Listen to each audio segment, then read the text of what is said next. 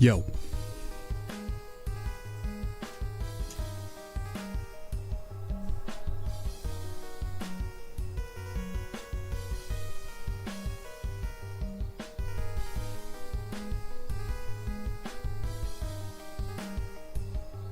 Quarter to 2 blitz? Damn, son. You got yourself a late night. Well, I'll be...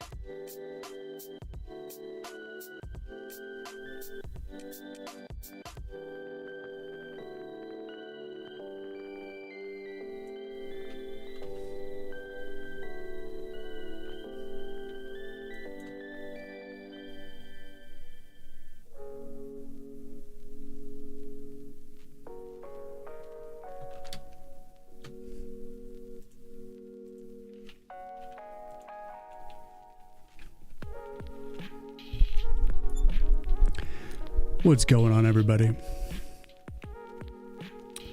We got lots of work to do.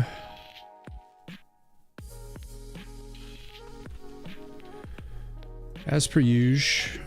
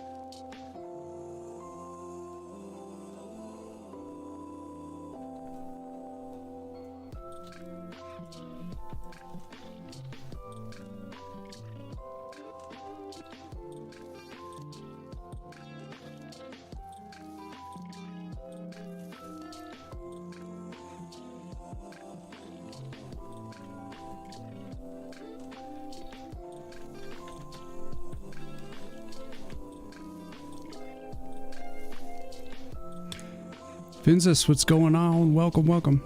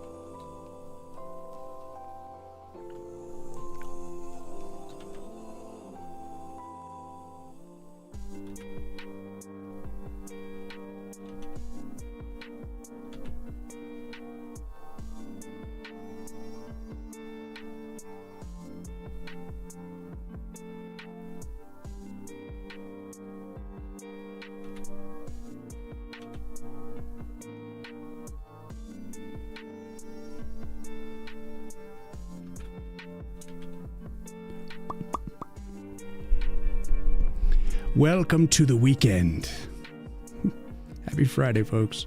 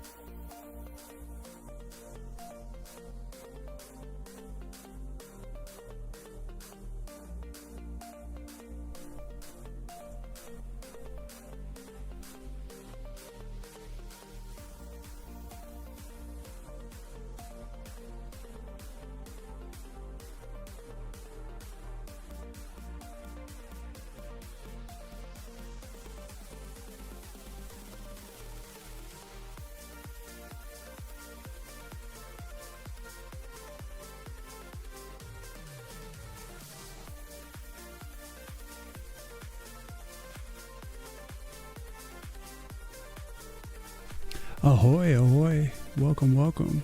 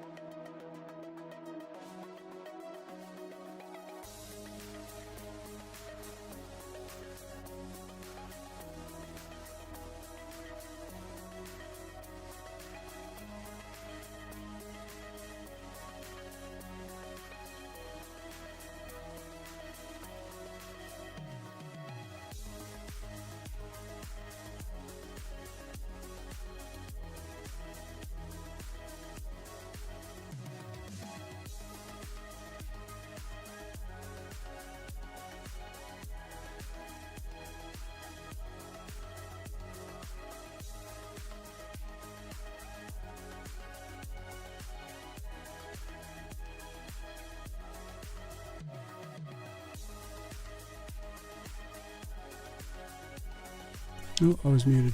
What's up? Yo, yo, yo, yo. Welcome.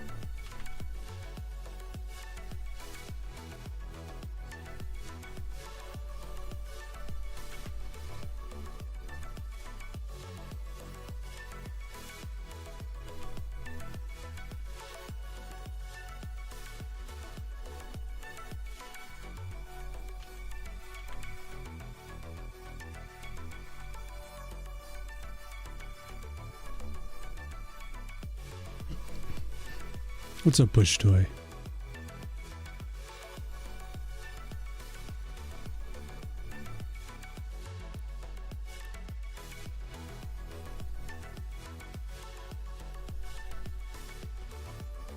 Speaking of cakes, I caught a little bit of TCAP playing Tangy Defense.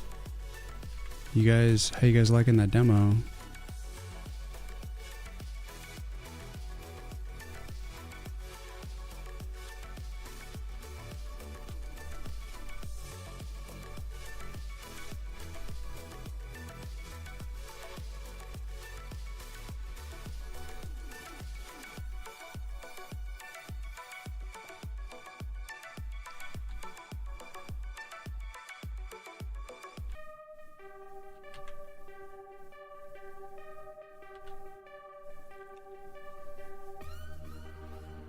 You have to go vote soon. Haven't played it myself yet, but there are mixed opinions to say the least. Yeah, I watched it for a little bit. It was interesting.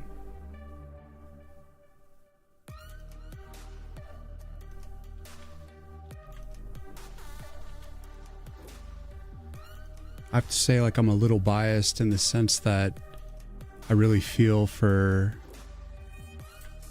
the developer here, because it's a lot of, as you guys know, it's a lot of work.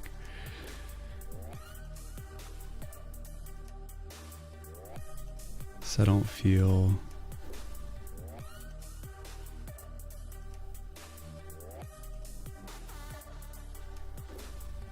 like I could be harsh or anything, but it does seem like people were having kind of, there's just like some improvements that could go into it for sure. Uh-oh? What do you mean, uh-oh?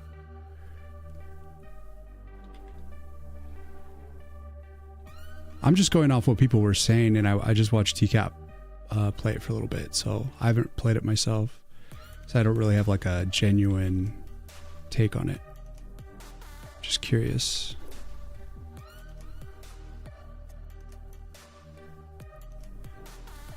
As I'm about to face the Piper as well.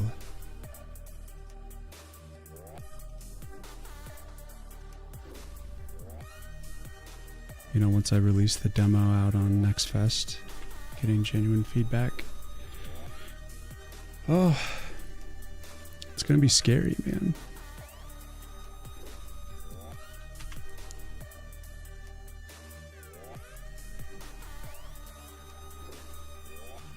But it does seem like Cakes generally creates, cultivates, nurtures or maybe he doesn't. It just happens naturally, like an environment where you guys kind of troll each other. So it's kind of hard to like know what's actual genuine and what's just like trolling when it comes to the Cakes crew. It's kind of funny. How will he accept feedback? Didn't he have like a... Does he struggle with that? Or is this more trolling? See, I can't tell. I don't know what's going on. Sturdy streamed his playthrough of the demo on Discord while Cakes was watching. Cakes was actually very open to the input he gave.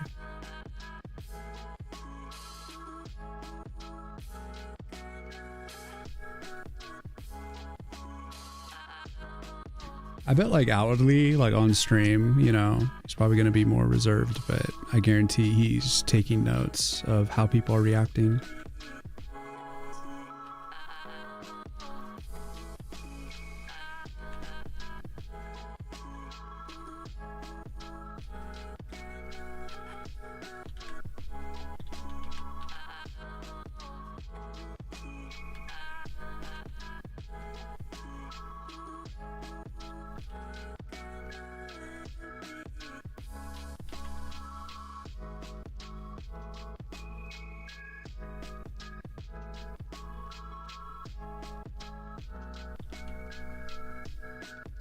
Well, I hope it's really productive and helps evolve the game, you know?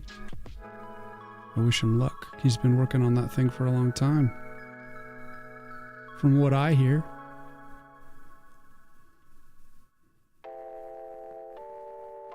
His stream is chaos.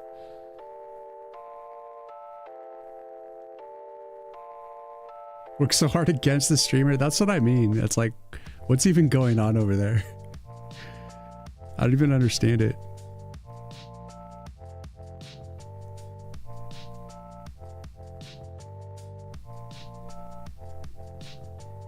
He's got a lot of viewership, but it's a lot of trolling as well. It makes me want to stay as small as possible.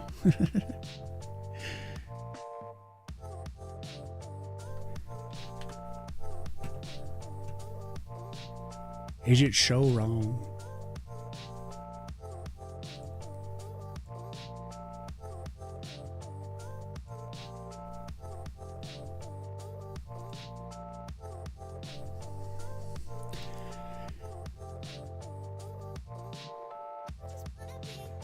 They just abuse him. Yeah, that's what I detected.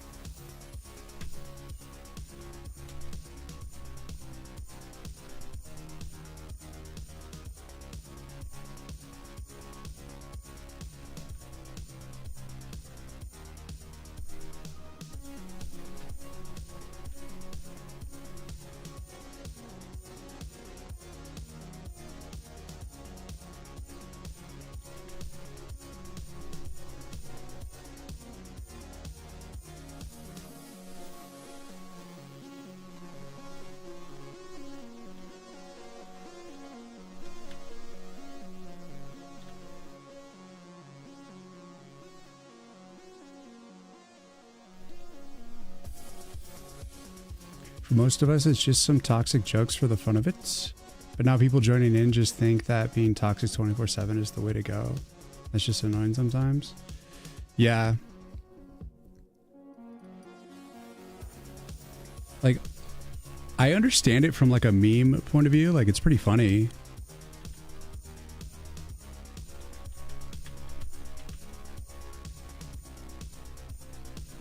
But then I imagine it gets like difficult when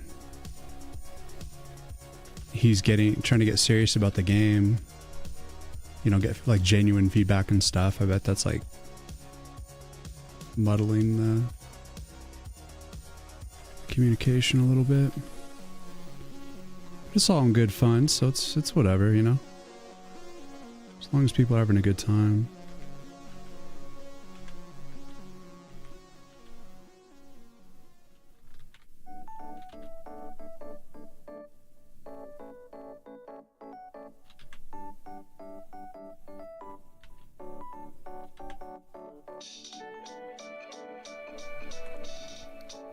Trying to make an elephant skull here, like an elephant mammoth type skull.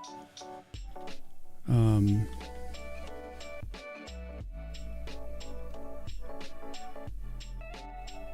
I'm referencing one, and elephant skulls are weird as shit. Like, I don't know, it's almost like they're cyclops or something. It's very weird.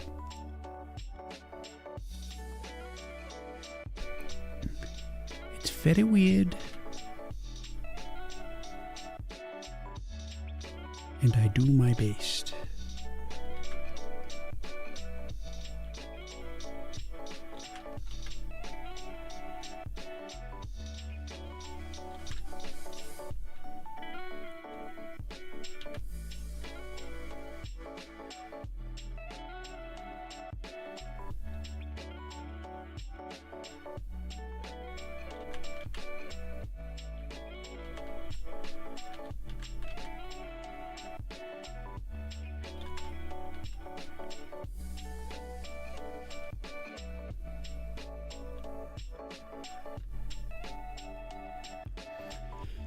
So I've been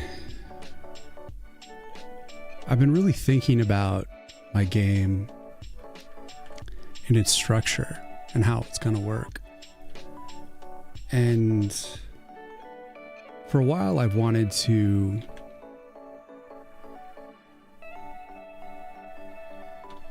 Like I've always been planning to add, you know, more and more cards as I go, increasing the complexity of the game.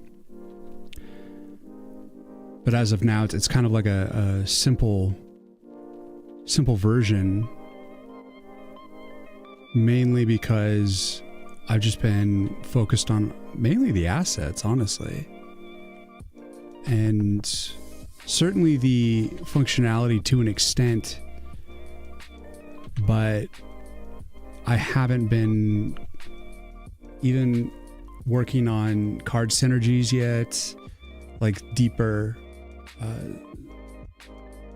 strategies and stuff like that into the game. Not yet, because I'm still basically just doing the first pass on the game, trying to get everything in. But now that we have Next Fest coming up, I'm feeling, I mean, I've been really having to finish the game cycle and really think about what I want to do. And so yesterday, actually, I spent the day really thinking about it. And I ended up, it's something I haven't really done yet, which is come up with a bunch of card ideas for the utility card class.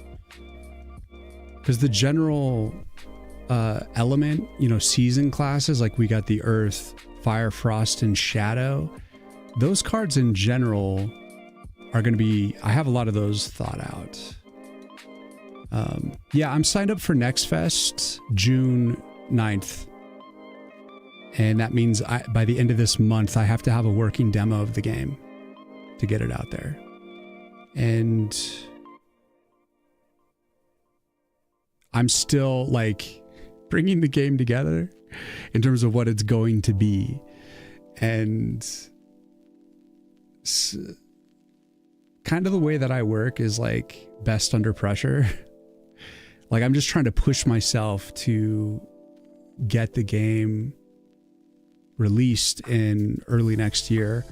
And part of that is going to be doing this Next Fest and forcing myself to really hammer out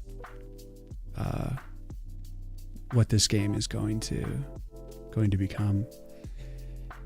And so yesterday I came up with 15 cards that are going to be the starting, basically the starting pack for the, well, I don't know if it's like the full, I don't know if I starting pack's the wrong term because that implies that you would start with all of them, but no.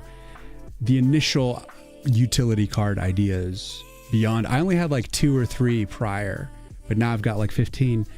And I've decided something that's going to kind of pivot the game slightly. And that is, like when you look at the level here, it's probably actually good I just take a moment away from that, from the elephant here.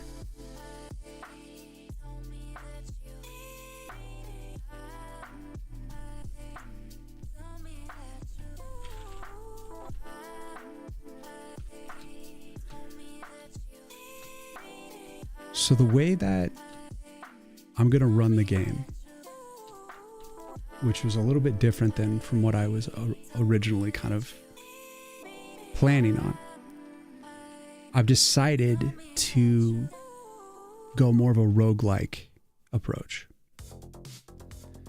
And I'm wondering if it's going to work with 10 levels, but I am going to try to just do it with 10 levels. So basically, there's going to be roguelike, a roguelike run through the 10 levels of each season that you have to complete in its entirety. And if you die on any of the levels, the run's over.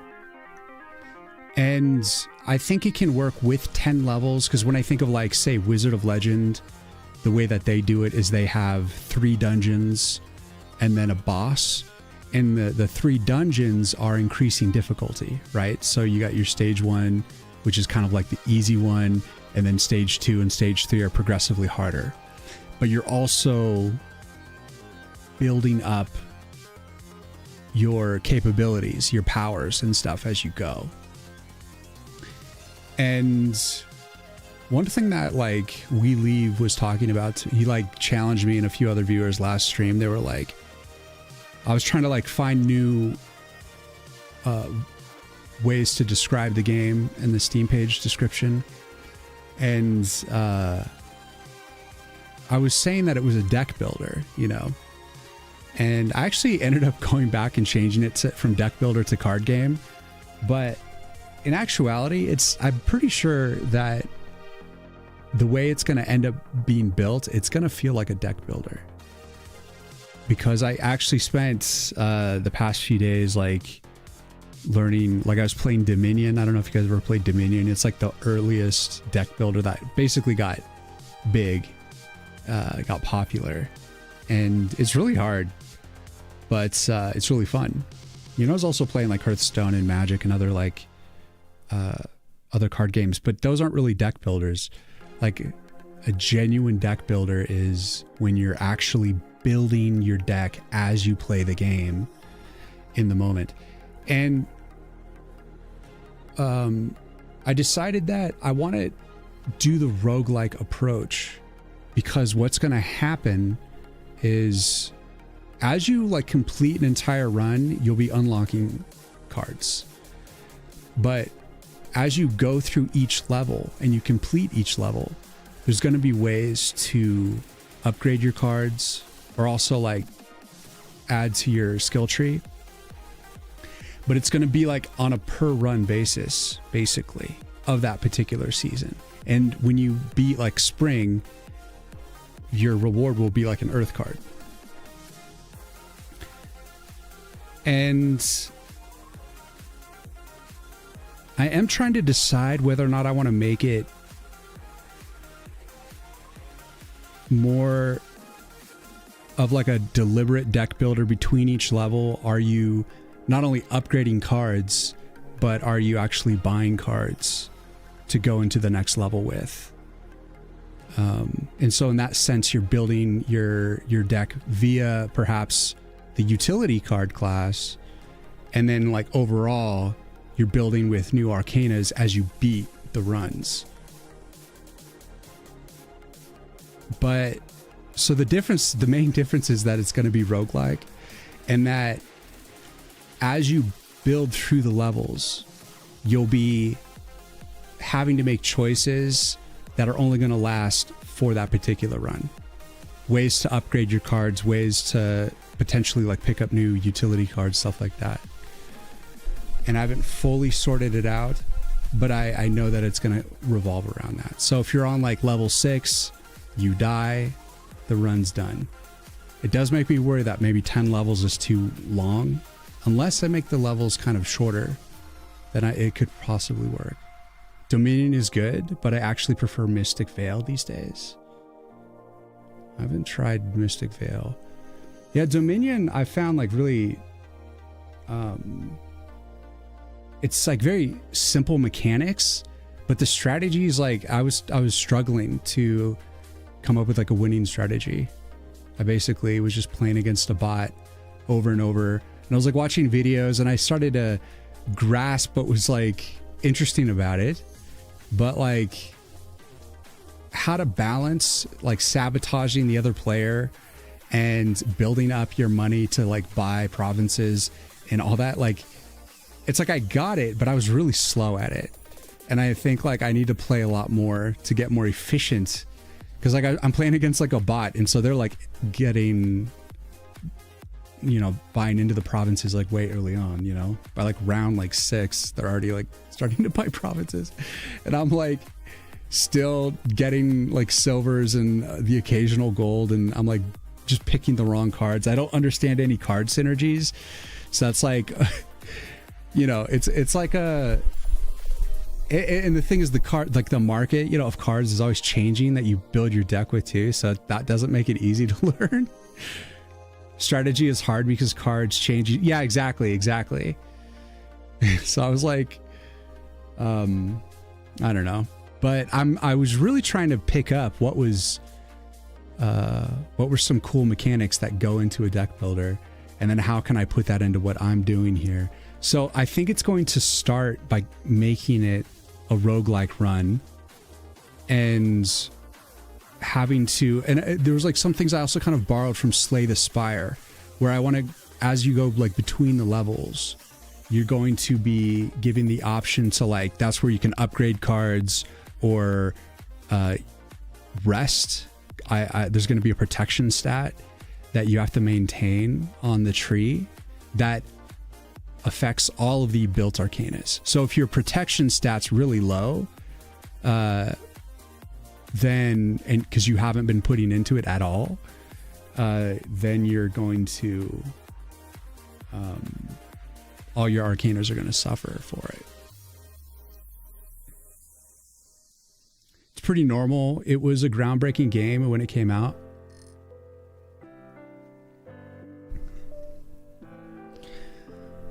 Well, you know, it's like up to this point in developing this game, I've really just been focused on the level itself, and I wasn't really considering the macro, the big picture as much.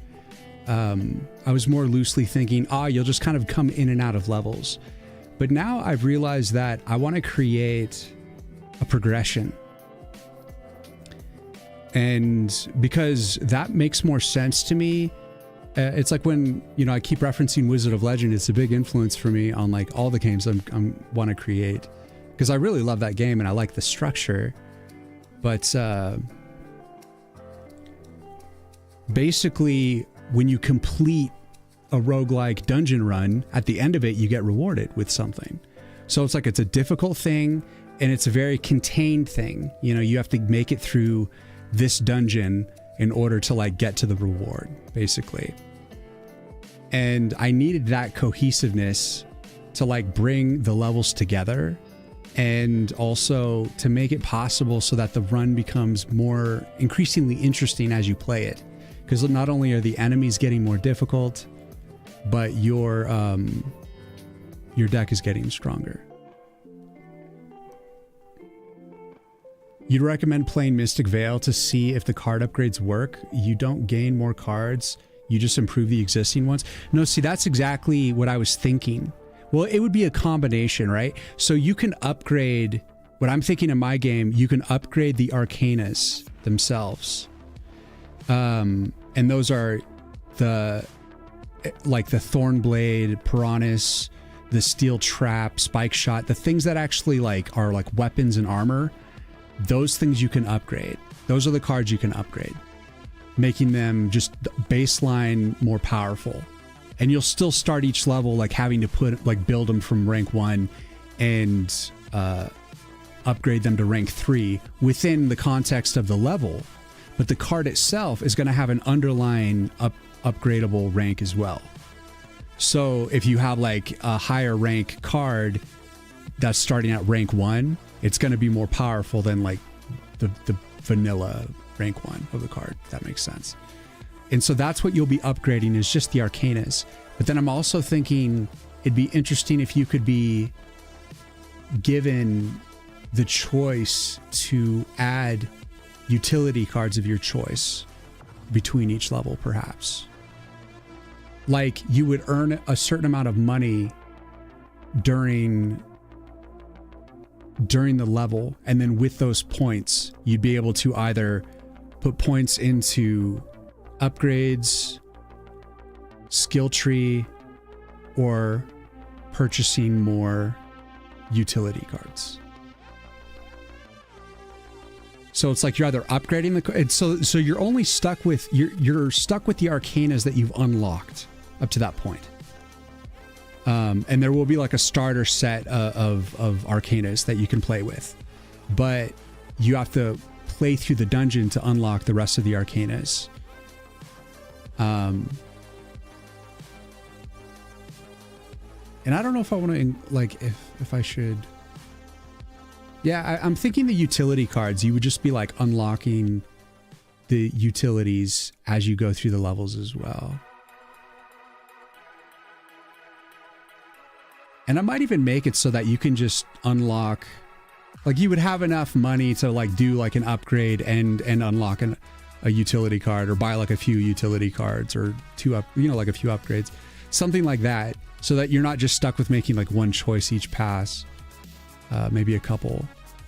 And bringing in the utility cards, making them more important, that's something I also want to change.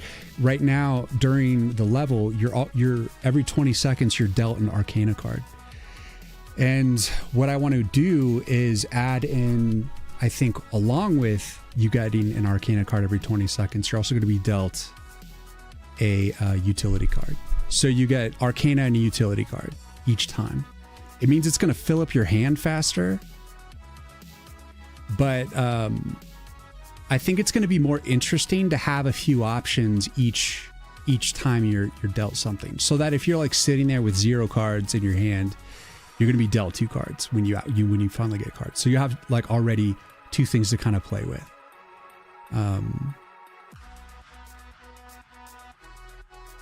So already I'm trying to like create a foundation where I can create more complexity and increase the necessary strategy in the game.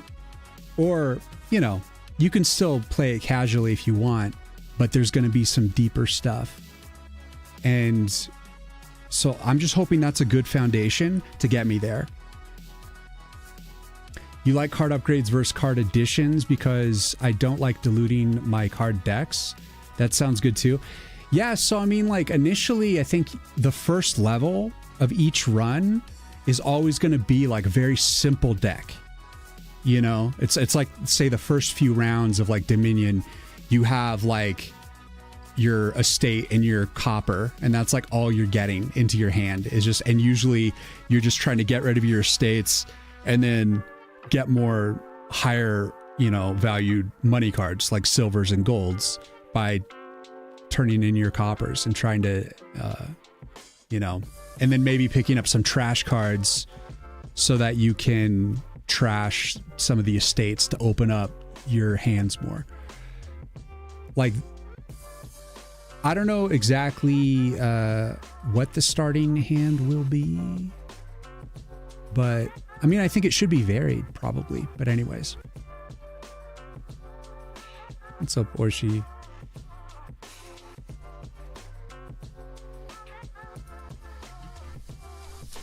So I'm gonna write down Mystic Veil. I'm gonna have to check that out.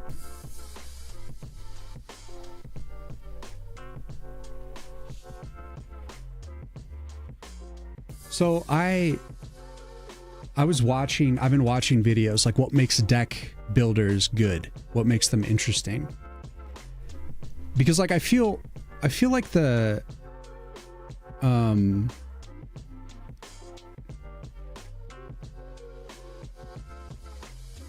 I feel like the tower defense side of the game is already is what it is. And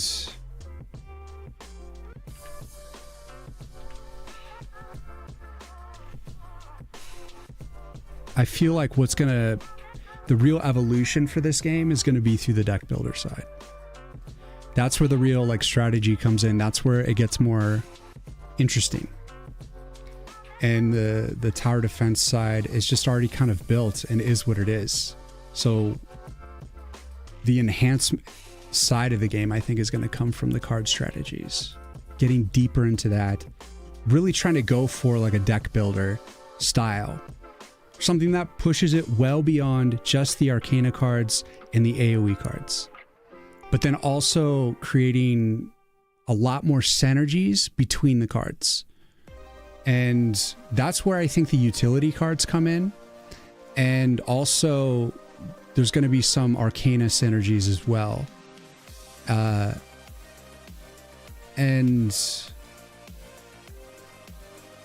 there's other synergies with the AoE cards as well too. They're like, I'm trying to do it with every card in some respect. Seems like a lot of potential, but there's some confusing things to figure out. Yeah, exactly. I mean, I'm like in the last few weeks of putting this demo together, and this is going to be the first time that I'm really trying to pull together the idea into something cohesive. And I think the demo, it's really going to just be that like first draft of whatever that idea is. And it's going to be a real experiment trying to make a roguelike deck building run and seeing how well I can do with that. So like I said, yesterday I came up with 15 new utility cards, 14 of which I'm going to try to push into the demo. And then I don't know how deep into the complexity of synergies I'm going to get in terms of being able to program it all.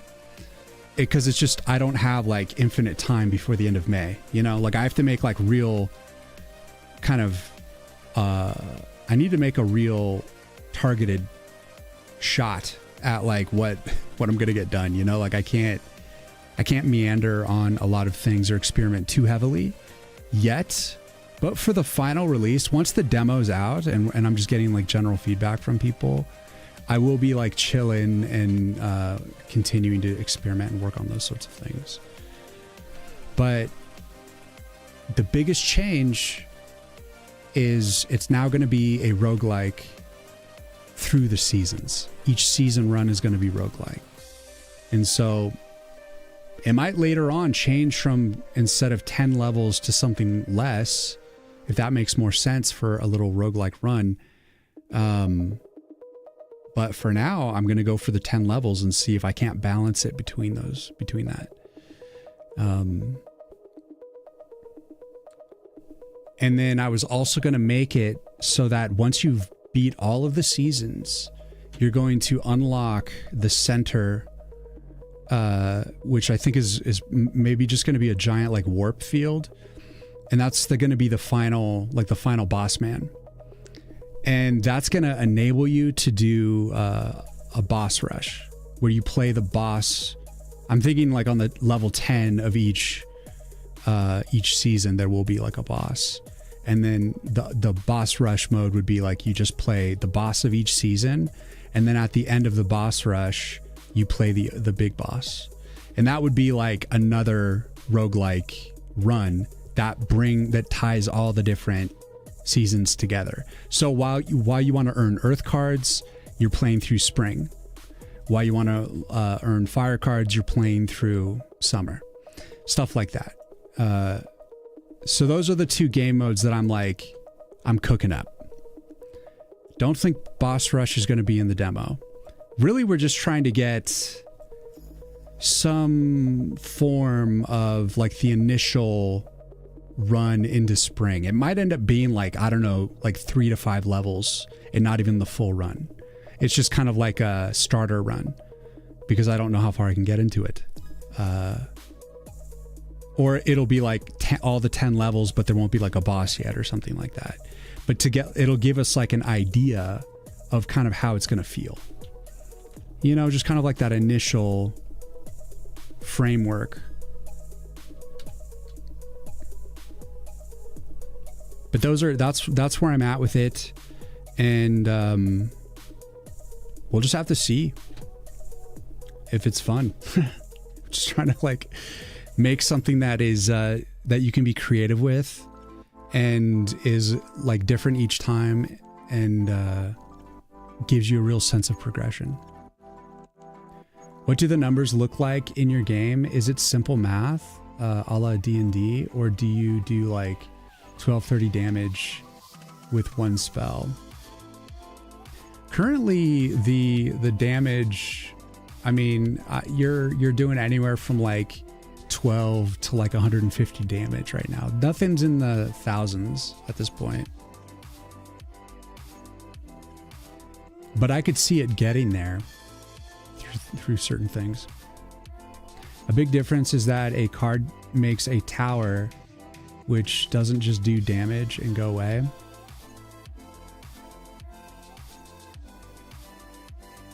Yeah, I mean, that's what ties it in. What's up, Andres? What's going on, man? That's what ties it into the whole like tower defense thing. But it does go away at the end of the level, right? So when you're like on level 1,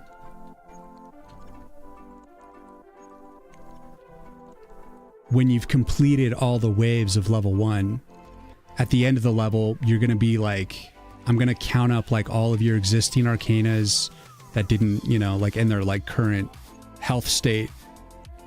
And like how many enemies you killed and at like whatever. I have to come up with all the different ways to measure how well you've done during the level. And that's going to determine how much sort of currency you have that's going to go into towards like card upgrades, utility, buying utility cards, and purchasing like skill points towards, I don't know if I'll just give skill points to for the skill tree, but so as you're playing through, you are like using that currency to like slowly build up your deck through the run. So like at the start on like level 1, it's going to be like your baseline cards, vanilla cards with not much options. And then you get through that level and you already start to like build up your deck. And so by the level 10, when you're playing like the hardest enemies and like eventually the boss, your deck will be like high powered at that point. And then if you win, then you are awarded another card for that School of Magic.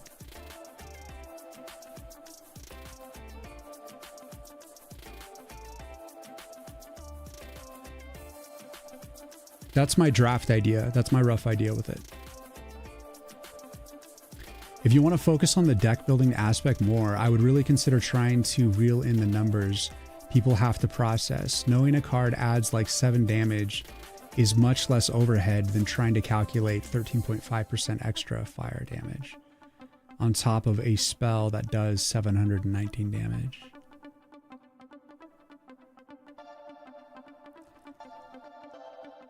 I see. Well, you know what though? Like,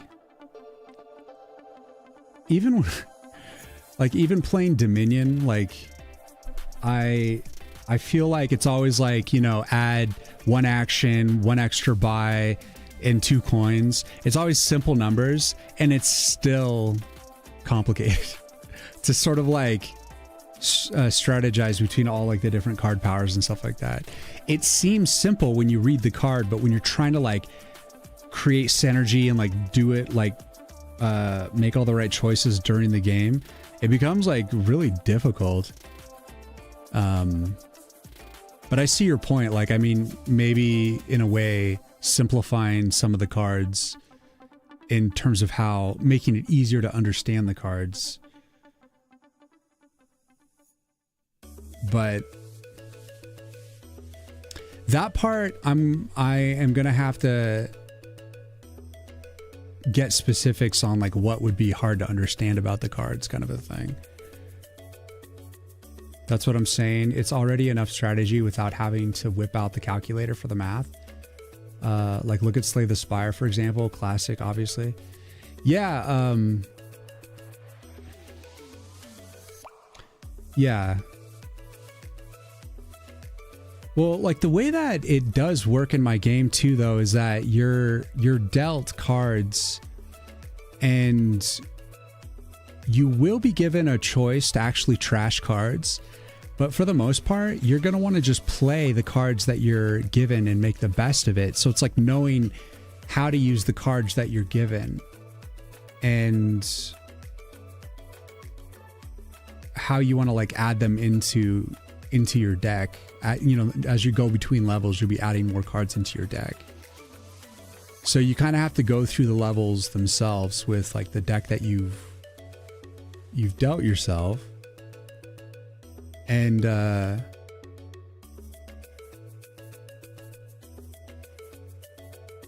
that's what's the, like in Dominion, for instance, you're buying from like there's a whole set of cards. I think it's like 10 cards. And there's like 10 of each of the cards, and you can just buy all of those to kind of curate your strategy. So there's a bunch of different strategies that can come from that. Where my approach, and again, this is all stuff that's like it's moldable. It's something that I'm still working on. So this is just where my head's at with it. So it's in flux. It's not like the final thing. This is just where I'm like, this is my baseline that I'm trying to create. to create more complexity.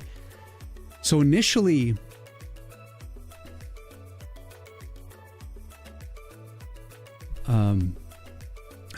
I had it so that you actually could build on the nodes directly. There was no cards at all in the game. And I was like, well, you would like select the arcana that you would want going into the level. And then once you have like, you know, up to like 12 arcana selected or something, you could just build them as much. As soon as you had the money, you could build them on any node you wanted. And what I didn't like about that was the idea that people would get stuck into just building the same things over and over that they get comfortable with. And I felt like it would just make things really boring by just building the same shit all the time, because you'd pick your like 3 towers that you love and then you just spam the shit out of those towers, right? And by turning it into a card game, that was the original reason why I wanted to turn it into a card game, because I wanted it so that you'd be dealt cards randomly from what you've unlocked. And so then you'd be like, oh, I have a Piranus. How can I play a Piranus that's effective? Or, you know, I have a Thornblade. Where can I put that? And deciding like where you want to place things and making the best of what you're given and having to acclimate to what you're given, so that it's always a challenge based on the cards that you're dealt. And what's going to add to it is the utility cards, which are supplemental to the arcana cards. So the arcana cards themselves, you lay them down based on what you're given. So you're already having to acclimate to the random things coming in. And then when you're placing cards on nodes, once they're there, there's utility cards, which add, they're kind of like different buffs and debuffs, ways to like draw cards or like make more mana. There's different like functionality to them that it's like I can't just explain.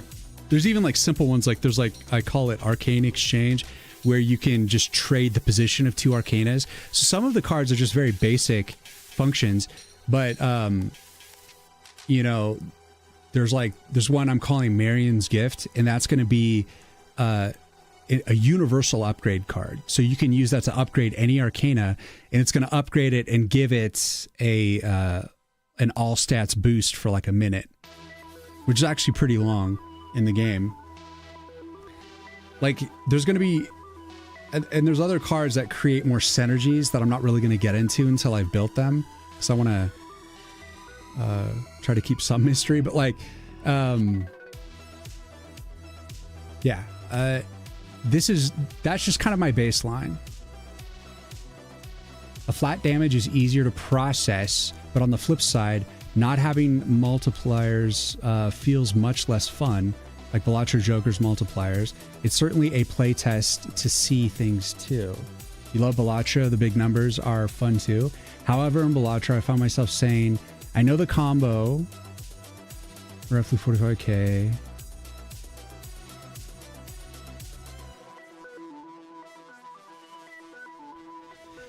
So like, I think in general,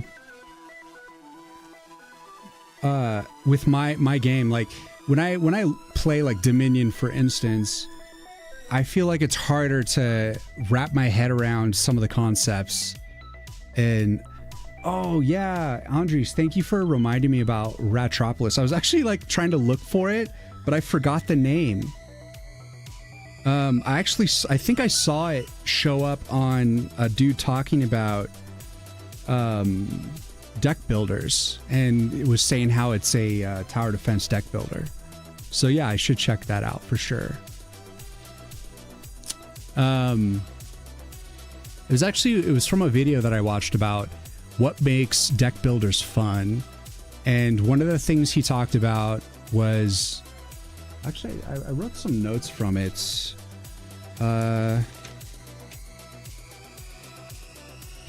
He said 3 overarching attributes, but I forgot the first thing that he talked about. But the biggest thing I picked up from him was card synergies and then card identities. So basically, like, the cards should have a lot of personality, and should be like something that isn't like totally forgettable. So you don't want to be too plain with your card ideas, which I think comes down to like cool art and cool like titles, you know, names and stuff, but then obviously like useful and good functionality. And then the synergies, and there's different types of synergies. There's like the hard synergies where you have two cards that when you put them together, like you think Hearthstone, I guess it's, what are those minions? The ones that are like little fish dudes. Whoa.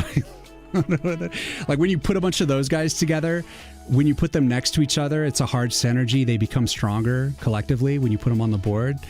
And then there's like the softer synergies where you're able to basically create favorable situations that benefit other like card synergies, but like aren't explicitly good unto themselves. They're only good when you like put them into a certain context. And then there was like the flex synergy, which is like completely going into like the support role kind of a thing. So it's just like mixing these synergy concepts together. And I already came up with a few synergy concepts on top of, I want to make it so that you can mix the arcanas together. And I also want to make it so that you can create synergies between cards that are played one after the other. So like if you play like a few cards at once, then they would like affect each other. And there's also other like hard synergies I came up with, like potentially if you build like two Piranhas next to each other, they make each other stronger. Things like that I want to experiment with. So like you'll find ways to create like big damage or big, better armor and stuff like that. Or just trying to find ways to kind of break the game and make powerful like combinations of things, which I think will come out of like playing with these synergies. And the idea is that you can kind of discover these synergies without, I don't think you have to like really remember the stats of the cards. I know, Orshi, you're making the point that and Bozos, that like you don't want to get too heavy into the nuts and bolts of what makes the cards work. And I get that. I'm thinking that in general that the only thing you'd really have to understand about the cards in my game, if you wanted to be super casual about it, is how much they cost. And beyond that, like a kind of a basic understanding of how they work. You don't really have to understand the synergies. You don't really have to understand their like armor and damage capabilities. That information is there if you want to pick up on it and do a direct comparative analysis. Like it's there for you if you wish, but you don't really have to know that stuff. You just have to know, oh, I've got 2 mana crystals and this costs 3. So I have to wait till I earn another mana crystal and then I can build it. And then once you pick the card up, it already highlights the nodes where it's available to build that.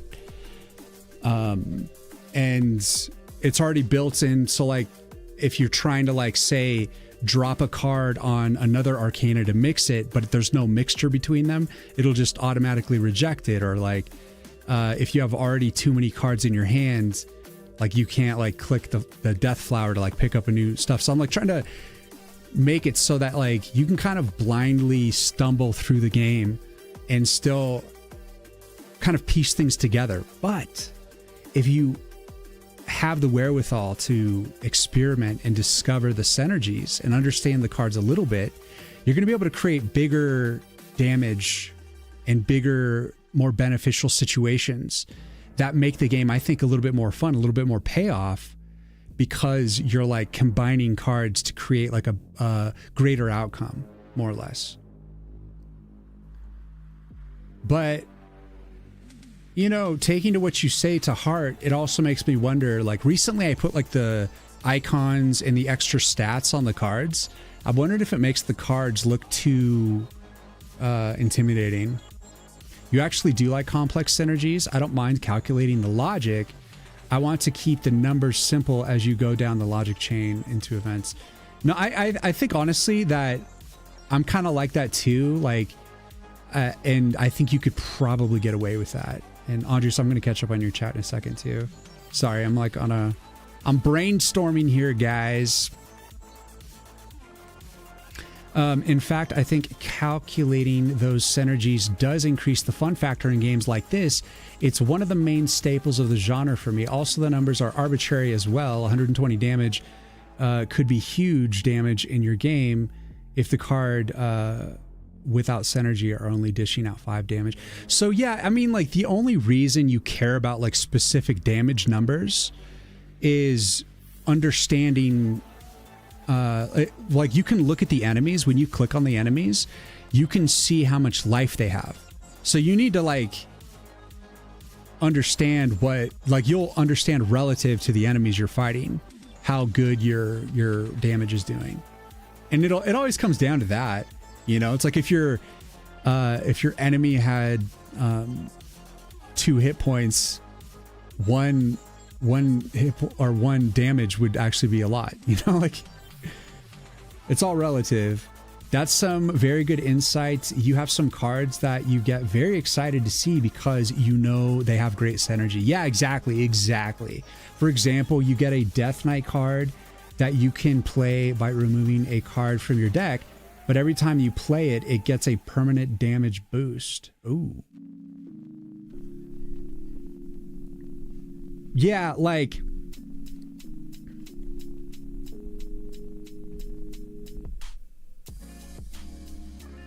I don't know. I like want to talk about some of the synergies that I'm cooking up, but I don't know if I really want to just like lay out the playbook for people.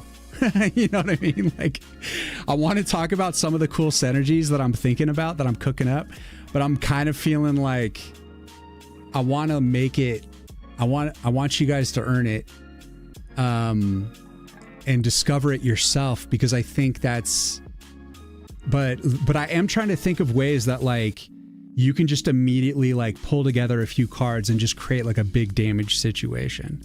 You know, like moments in Hearthstone where you're like, you have the right set of cards that suddenly you can just do like 20 damage or some massive like run of damage.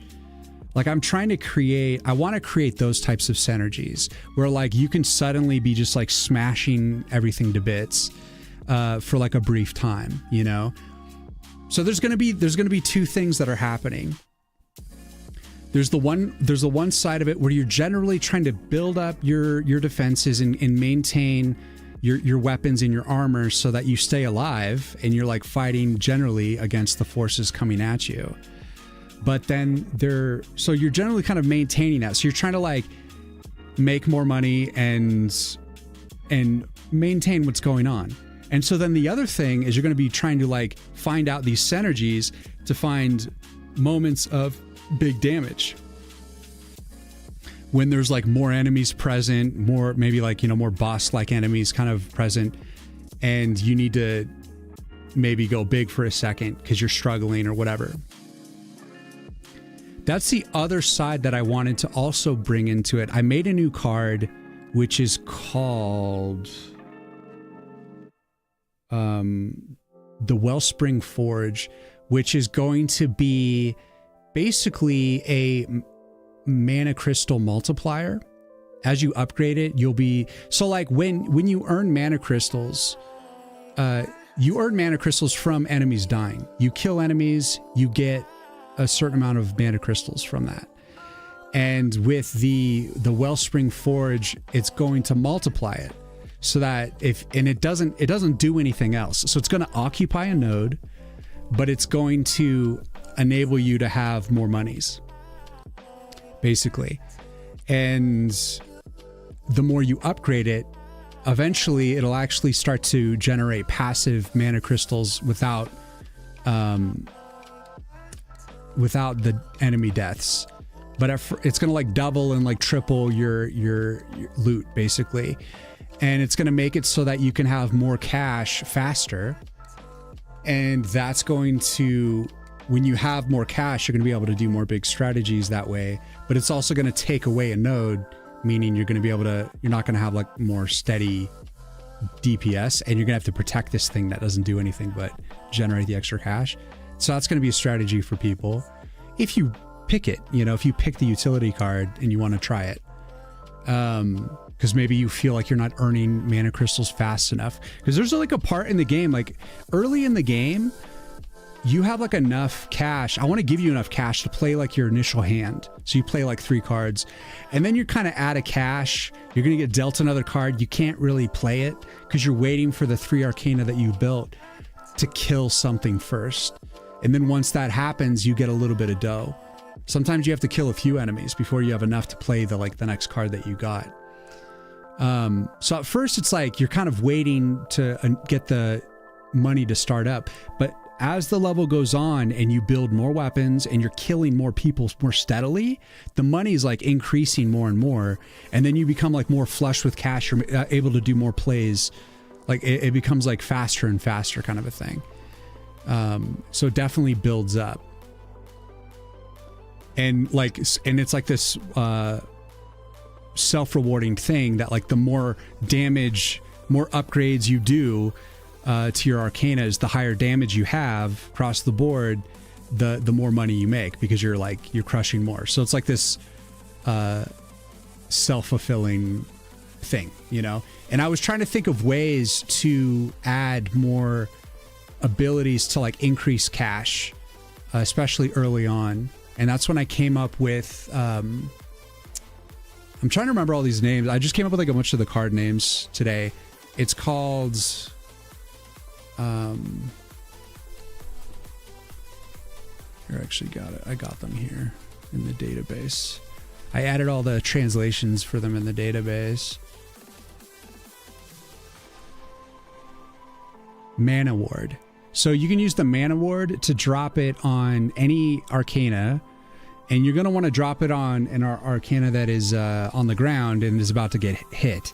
So while it's like a buff that's temporarily active on an Arcana that's taking damage, and what it's going to do is convert damage into mana crystals, basically. So it's a way to like earn dough. So you got to spend a little, and then and time it right. But you can be earning like extra mana crystals with that. And then I also have one that's called Mana Rush, which is the same effect, but it's on every Arcana. It's like a AoE. So to start off, it thins your deck, but let's see. Oh yeah, incentives to add cards to your deck. That will end junk cards to your deck for a double benefit. Yeah, I mean, I'm thinking like, initially, if you start out with a smaller deck, you're probably going to be seeing a lot of repeated cards. And as you're adding utility cards and potentially also like increasing the amount of like Arcanas that are in your card, in your deck as you go through the run, it's yeah, like you're trying to like you don't necessarily want to dilute your deck, but there's going to be a point later in the run where, say, perhaps you don't want to like add more cards, so instead you're just going to be upgrading cards and like resting to increase your protection score. But yeah, here's some of the card names that I came up with. We got the Arcane Exchange, Elven Sight, Winds of Change, Wild Thorn, Iron Root, Mana Ward, Mana Rush, Artisan of War, Wellspring Forge, Earthward Sigil, Chaotic Harvest, and Warrior's Intuition. So those are some of the new like utility cards that I came up with. And I'm not really going to get into what they do because they all do like pretty different things. But they are coming down the pipeline. Let's get back to making this elephant, yeah? Also, the numbers are arbitrary. Oh yeah, we read that. So yeah, like, I'm just trying to start the baseline, start the conversation by first trying to create a scenario where you are building a deck and then adding in the supplemental utility cards on top of the Arcana cards and the AoE special cards. And I'm also making it so that if you want to trash a card, it requires your special energy. So like when you build up enough special, and I'm thinking I need to bring out a meter so that you know how much special you're like building up as you kill enemies. So not only are you getting mana crystals from killing enemies, you get special. And when you have max special, you'll either be able to redeem the Death Flower for an AoE card, or you can just drop a card on the Death Flower and that will trash the card. And that will leave an open slot in your hand for another card to come in. So if you have like, say, a bunch of repeated cards and you just want to open it up to make more space for some new cards to come in, then you would just use the Death Flower to trash stuff. And you can only trash cards like one at a time. Sometimes you have more like specials built up though, and you'd be able to like trash multiple. What's up, Coden? I'm kind of just going over some of the new strategies that I'm putting into the game. It's getting more complex, and it will continue to evolve as I'm able to actually sit down and make everything. Because for every card that I'm creating, not only do I have to do like the functionality and balance it with what everything that's going on, we also got to do the art. Yeah. And I want to make the art like cool stuff, you know, that goes back to the identity of the card. I want the cards themselves to be memorable and just fun unto themselves. That's why I changed, I initially called it, I wanted to call it like upgrade or like universal upgrade, something basic. Usually when I come up with the cards initially, they have a very simple name, just like a working title, like a functional name. And I called it like the upgrade card, and I changed it to Marion's Gift. And now it has, it's going to have a picture. Actually, I can show the art for it. It's still a work in progress, but this is going to be the Marion's Gift card. And so this is like what the upgrade card will be. And just trying to give it more personality as like a upgrade card. It's not just called upgrade, it's called Marion's Gift. So basically it's like Marion is like lending you her magic by giving you like an upgrade. And I think it's actually going to cost 3, not 2. And so it's like, not only are you getting the a universal upgrade, you upgrade any arcana that you need at that time. But you also get an all stats boost. And then here's like the node swap card. This is like when you want to, well, it's really Arcana exchange. You're moving Arcanas from, you can either move an Arcana to any empty node, or you can swap it with another existing Arcana. So in case you built something in a wrong position, or you built it there thinking it was good, but then it was like not good. Like you put a steel trap on like the inside node, and later you like built a barricade in front of it, and then no one could actually get to the steel trap. You could just like move, you could either swap the barricade in the trap, or you could move it to like the outside node or something. And that'll be, it's going to be like a 2 mana crystal. It's going to be like a cheap card. So it's just for, you know, it just might come up. I'm even thinking of making this card something you can buy like in the level, like if you need it, you know, instead of just making it something you're dealt, because I think it's hard to predict when you actually will need the node swap or the arcane exchange. But one way or another, it's going to be in there.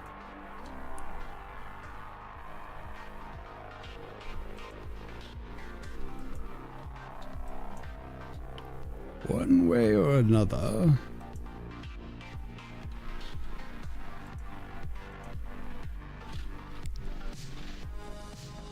But yeah, that art is still just a work in progress. I was just messing around with it yesterday.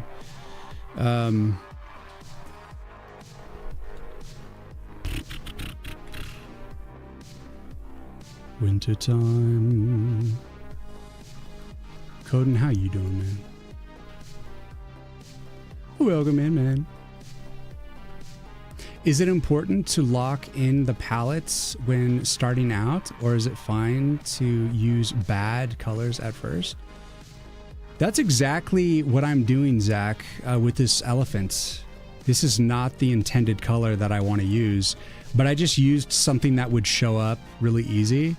And then when I'm ready, I'm going to make it more like blues and icy looking. So yeah, I mean, I think sometimes if you're just looking for a card, like a color relationship, you know, it's more like the brightness, the relative brightness that's more important than it is the actual color itself.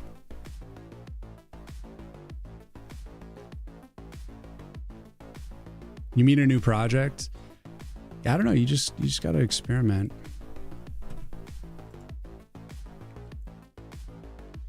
It's all a grand experiment.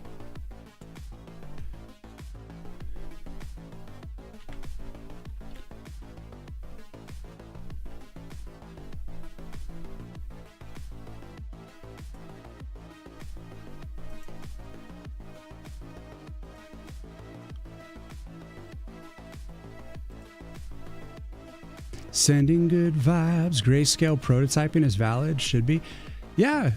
And one way that you can do that is by using the color mode. So, you know, like on every program has the hue and saturation. That technically speaking isn't actually black and white. If you want like true black and white on your project,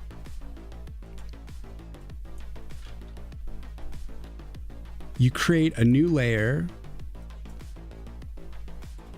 you set it to color, and I'm going to choose all the way white. And this is actually a more accurate representation of the brightness values. So this can be a good test to see like where your brightness levels are and if whether or not something's washed out or, you know, something isn't working. You know, you can use something like that technique.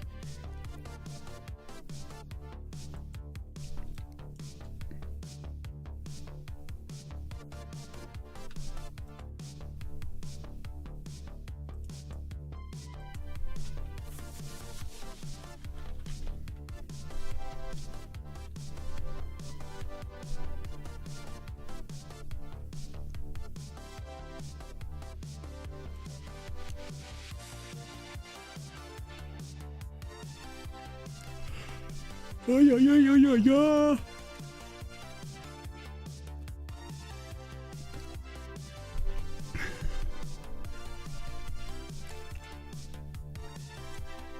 All we have is this one. All we have is good old hay.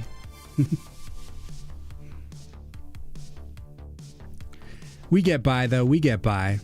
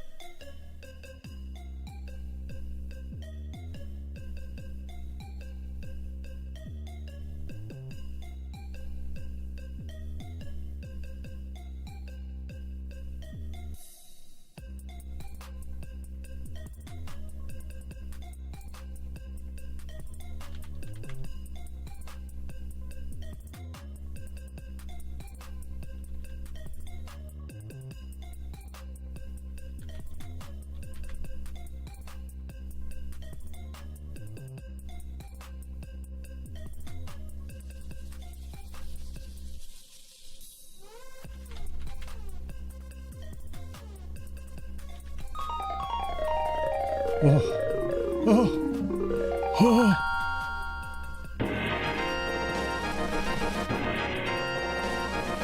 Oh, oh, oh, oh, la, la, la. What the hell? Is that Brightside? What's going on, man? Welcome, man. Welcome to my mini-map.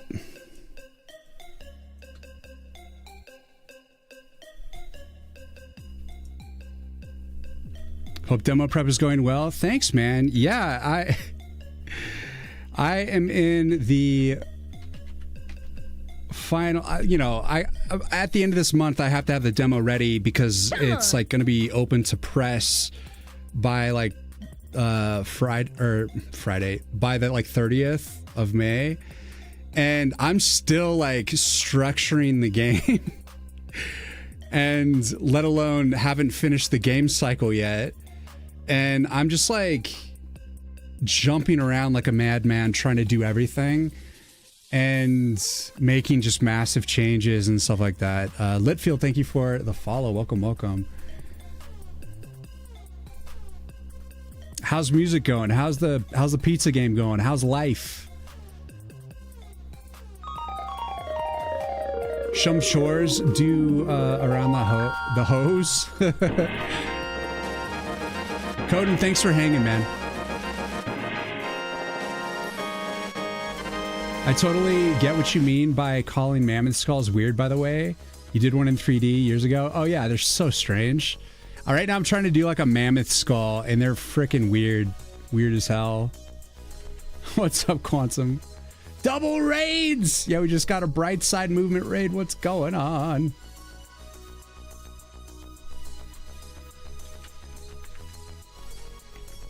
How was it, Apprentice?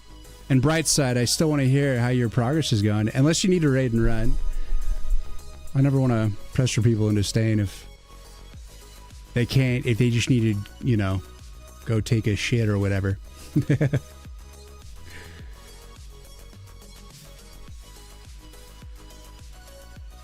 What does it mean? The pizza game was going well. This is for the Next Fest June. Yes, yeah. Like a madman, I decided to join Next Fest. I already opted in, and so June 9th, I will be presenting my demo.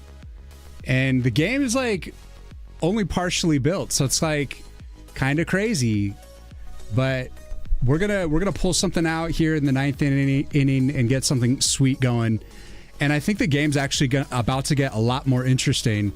Because I'm going to be doing a roguelike run and adding a deeper like deck builder side of the game.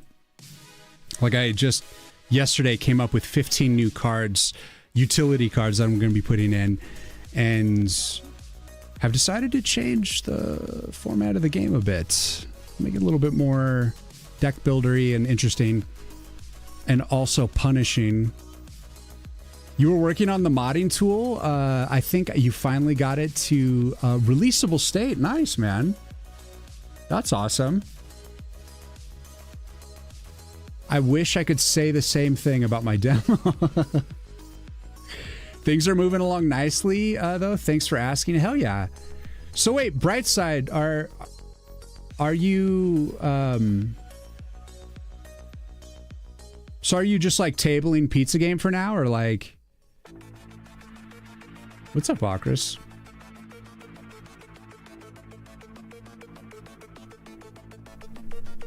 I know I'm interviewing you both at the same time, but I'm curious.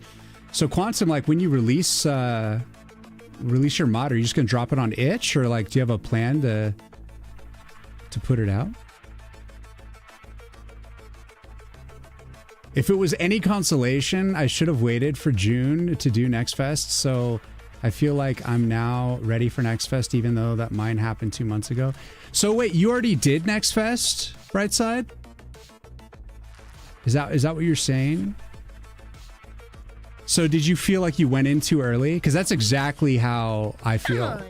Yeah, you're in March. How did it go? I mean, like, What did you learn from it, and what's your advice to another person who's rushing into Next Fest far too soon? Like, what can I do to make the best of the situation? Rules, thank you for the follow. Welcome, welcome. Please tell me. Give me your wisdom. I can hear your regret in your words of rushing, perhaps. You got a message saying your message failed to send? What?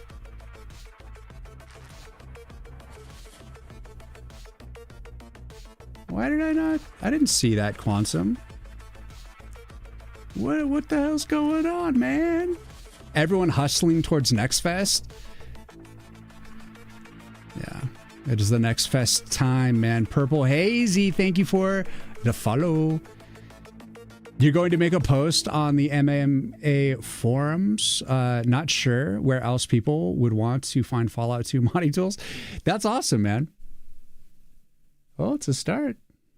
Well, I hope people are down, man. Next Fest is just another milestone. I think the best thing to do is not to think it's a final chapter in the game demo, but more so the start of the conversation between you and the wider audience you might not have otherwise reached. Yeah, that's exactly what I'm hoping to happen. That, like, I'm able to start opening up to a broader audience. You know, I'm like I have like steady growth on, you know, like YouTube and Twitch and stuff. It's slow, but it's steady. So I really need like a more leap in attention towards the game, but it's kind of understandable because like my game is a little obscure right now. It's kind of hard to understand what the hell my game's going to be. So this demo is really gonna like, this is my chance to like bring the idea like full circle and just be like, boom, this is it, you know? The message was trying to send and just like, I hear ya in response to releasable state. Damn. Yeah, struggles, Twitch struggles here. You would say it's a great place to start using the discussions and updates tab, and you could really communicate to them. Nice. So did people like, did you get like good feedback and stuff? I mean, I like, you know, like what you have to say about it on the outset. You're just like, it is just the first basically step into the wider audience. I definitely don't feel like this is the end all be all, you know, like this is, I literally only have like roughly 25% of the game started. And honestly, I can't even really say it's like the full 25%, but I feel like the rest of the game is going to come together a lot quicker. The more foundation I have set, but, yeah, like, I'm already telling myself this is not the final, you know? But I also don't mean to keep you, man. If you guys need to like run and take care of yourself, please do. I don't need to be hounding you.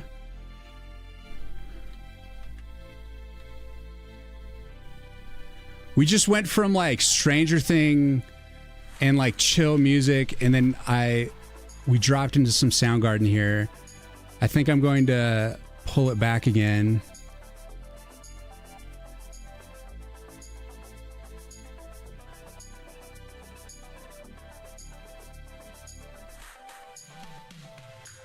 But it is Friday. I guess Saturday. You learned a lot about the process, more so, and got a better idea of scope and what needs to be done for people to better understand the game.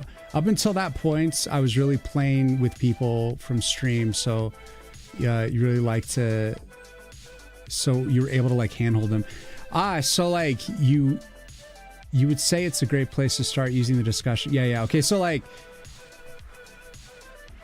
right. So when you're like playing, like people who are playing your demo who are in your stream, they're gonna like already understand the game because they've seen you like play it a million times and build it up. But people like coming into the game that are complete morons, as in like they've never touched it, you know, and they're playing it as if they're complete morons. Making sure that they can play it too. Like I understand that. Like, you for sure want to make your game easy enough that your mom could play it, you know? That like family member who like never touches a game.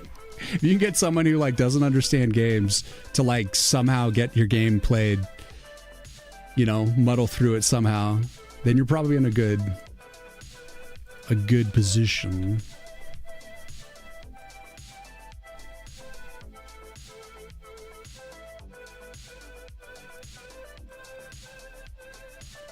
All right, we're gonna rein it back in. Sorry for the sudden rock pivots. We're gonna pivot back to something. Wait, did these come back? Oh shit. Well, listen to this. This will be good.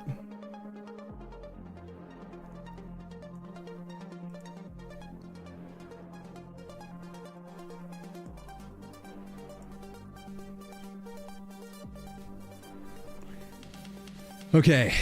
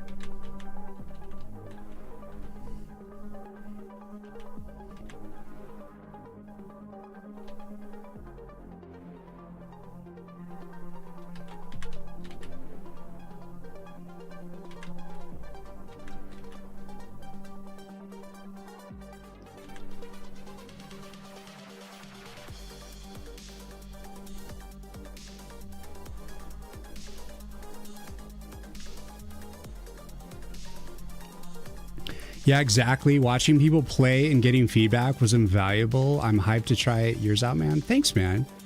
Well, let me shoot you guys the wish list. The wish list command there.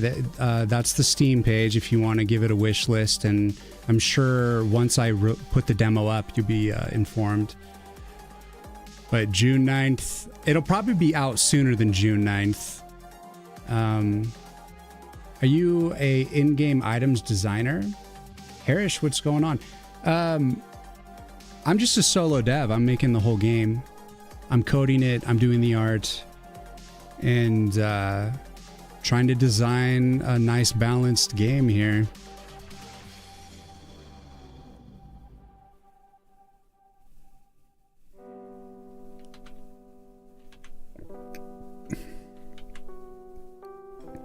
I do it all, baby. I do it all.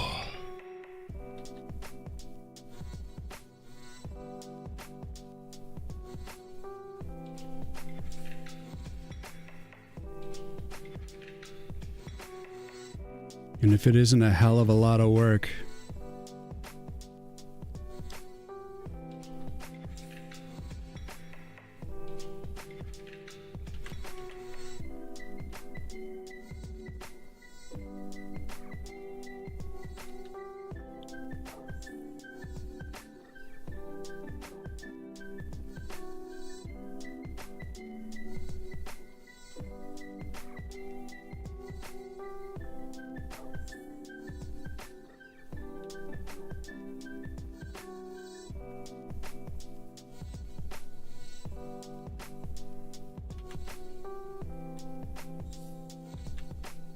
Come on.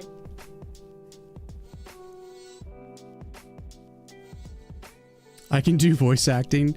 Cugs, thank you for the follow. Welcome, welcome. Come on. And Harris, thank you for the follow too.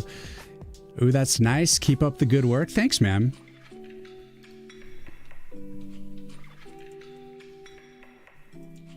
Yeah, check out. I also released the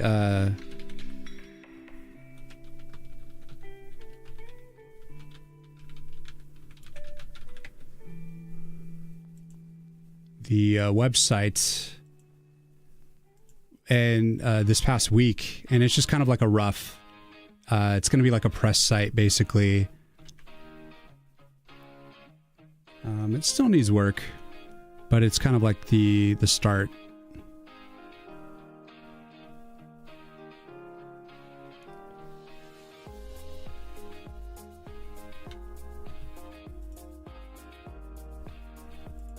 Just another way to get the conversation going.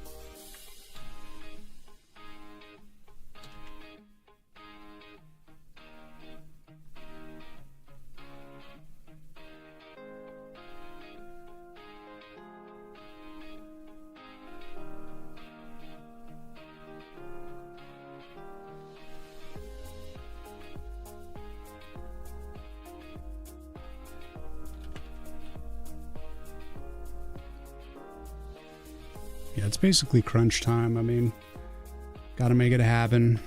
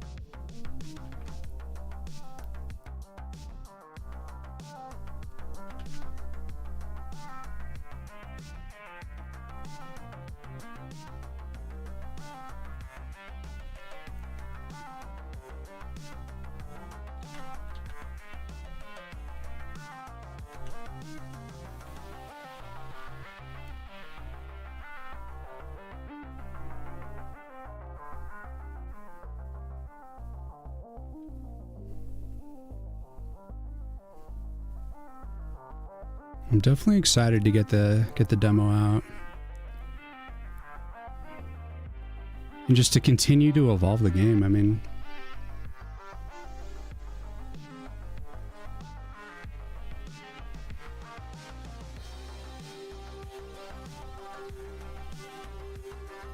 the only thing I don't think I'll be able to get done is integrating any sort of is a Twitch API, or not Twitch, the Steam API, which would be like tracking achievements.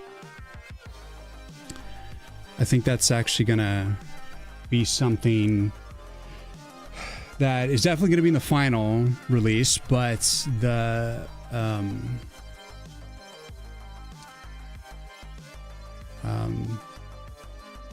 gonna be there'll be a player table, and maybe I'll make like an achievements table, like a player achievements table, and then I can potentially start tracking some things so that when the final release happens, I can just upload those achievements later, you know? Because it would be nice to let some of the demo stuff carry over.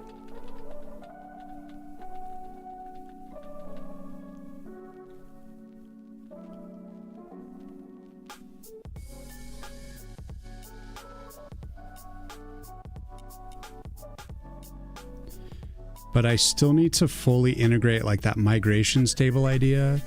But I did start the migration table actually, and the extending the player table and player card table. So I'm getting I'm laying the groundwork, getting ready for being able to track all that business. You don't know if they allow achievements on demo, so that might help.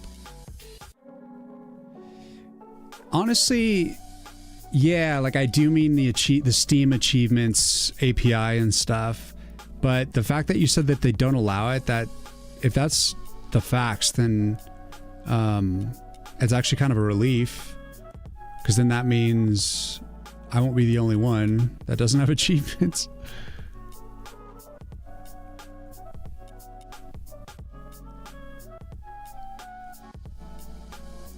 It's probably just easier without it.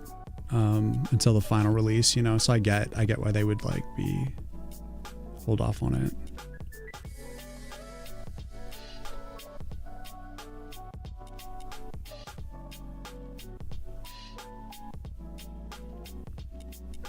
I get it.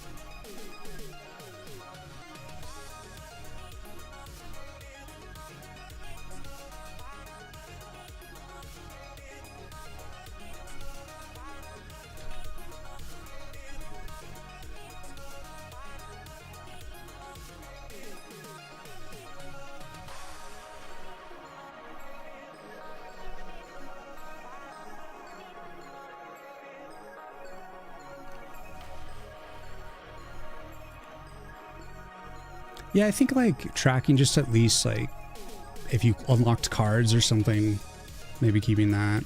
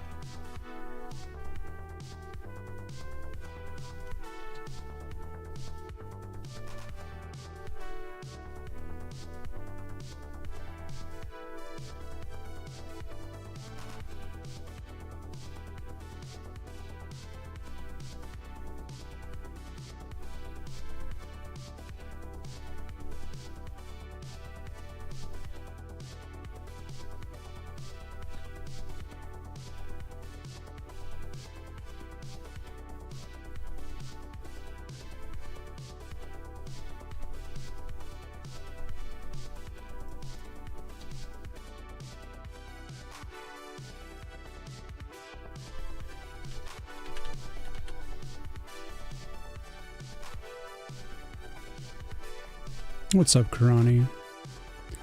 Is that an elven elephant that had pointy ears? No, he's a mammoth. He's a mammoth, man.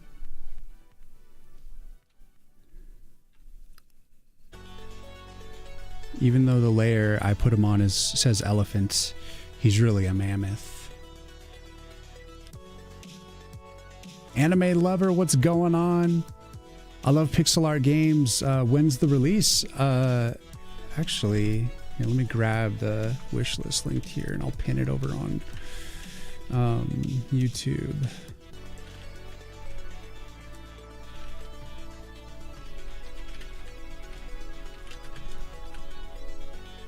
You can check it out on Steam.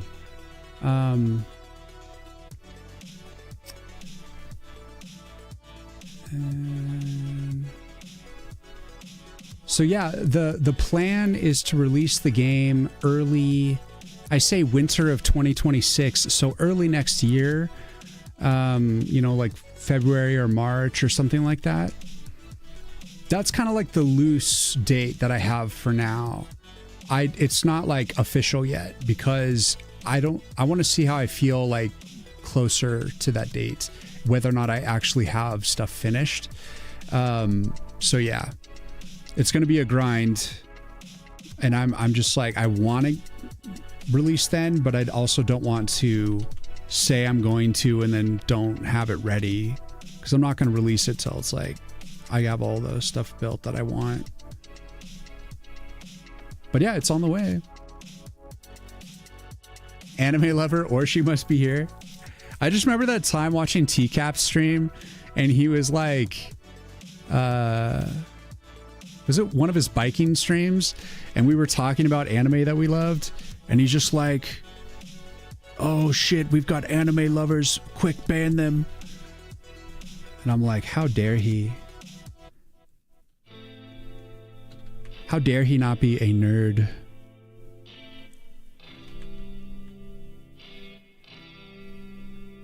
Of ultimate caliber. Oof, that's too dark. Need a compromise here. We need something in between. Because anime kicks ass. It does. I was recently watching...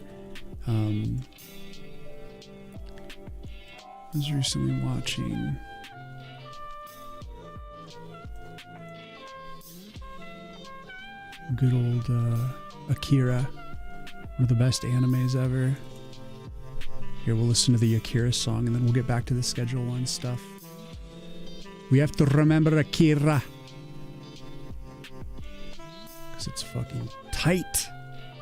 Just wishlisted, hope to play it soon, bro. Thank you. There will be a demo out in the next month for you to check out. Thanks, man. I really appreciate the wish list, and I'll be working on it Monday, Wednesday, Friday here on stream, trying to make it happen. Just trying to make it all worth it.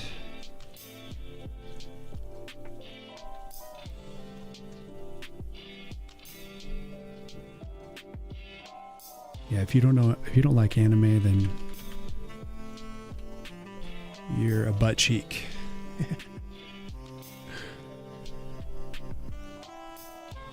Imagine an alternative universe where being an artist was the safe choice and you had to come out to your parents as wanting to be an accountant. I know. Oh, I know. Being an artist is not a very easy path.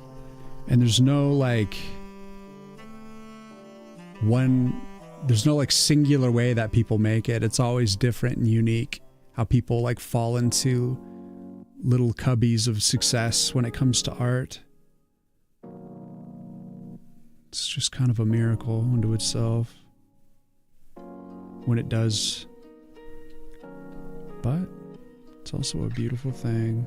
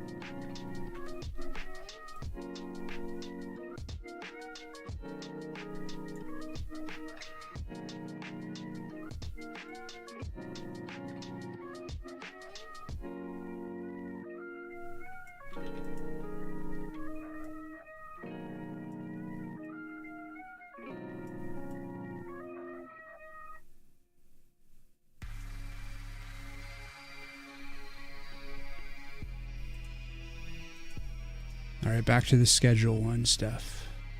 I don't remember where we were. Well, here we were. Adventures. All right, here we go. There we go.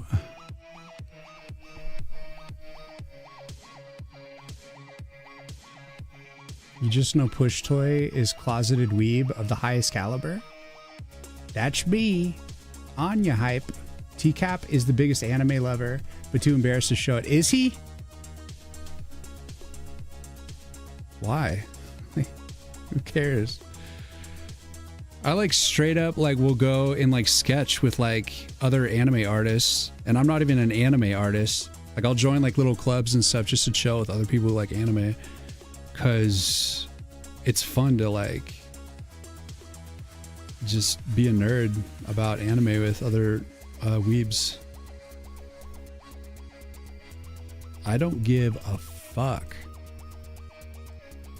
Love what you love and don't be ashamed.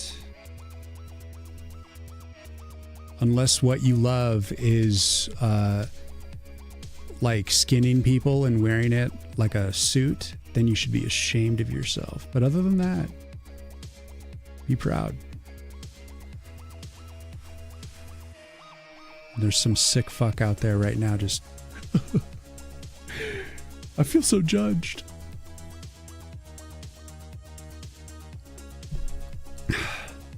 Be a good person.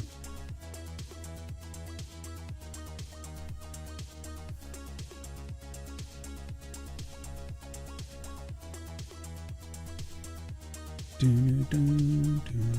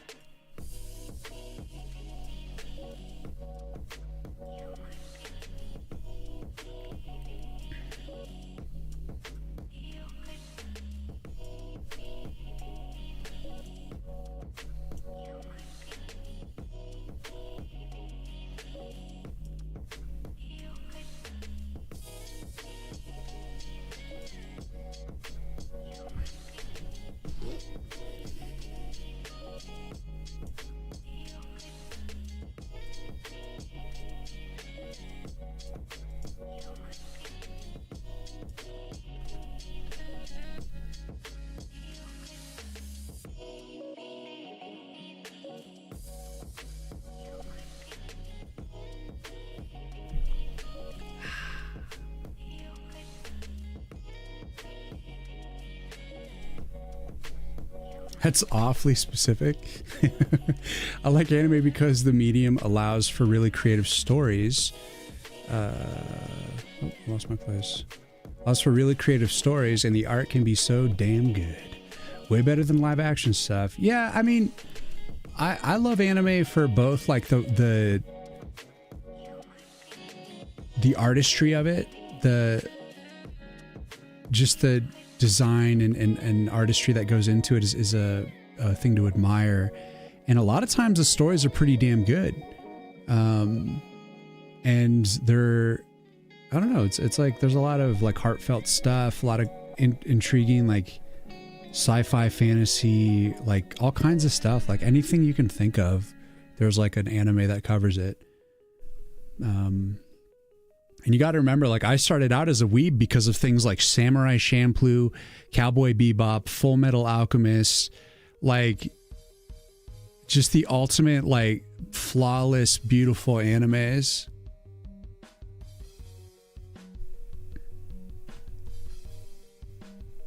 Just dripping with style, you know?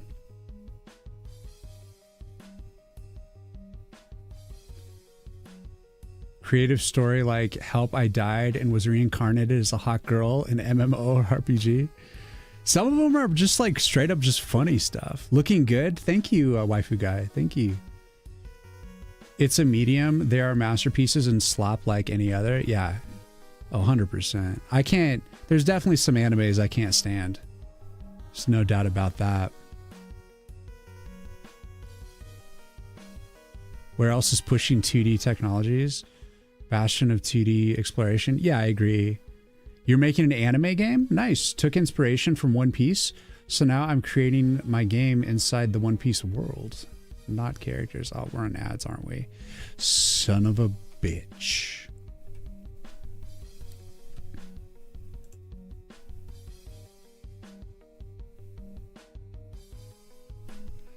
Ain't that the way?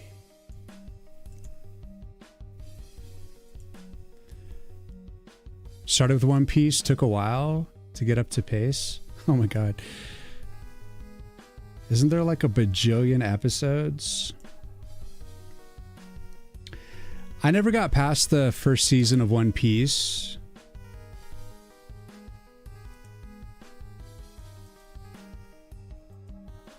Oh, we gotta get rid of that. Mainly because I don't got time. It is about 4 billion episodes. I did watch the live action One Piece. Did you guys like that?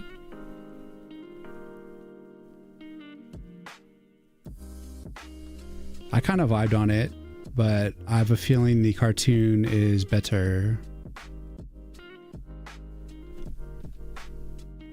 Because there's obviously just way more evolution. But I haven't gotten that far into it, so I can't really say. I can't really say, talk about things I don't really know.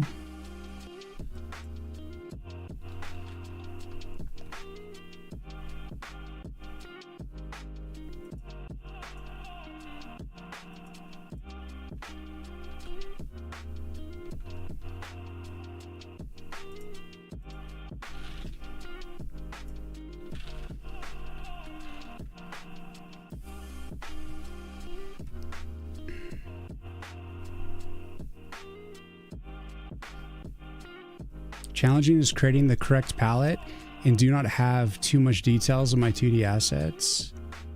Oh yeah.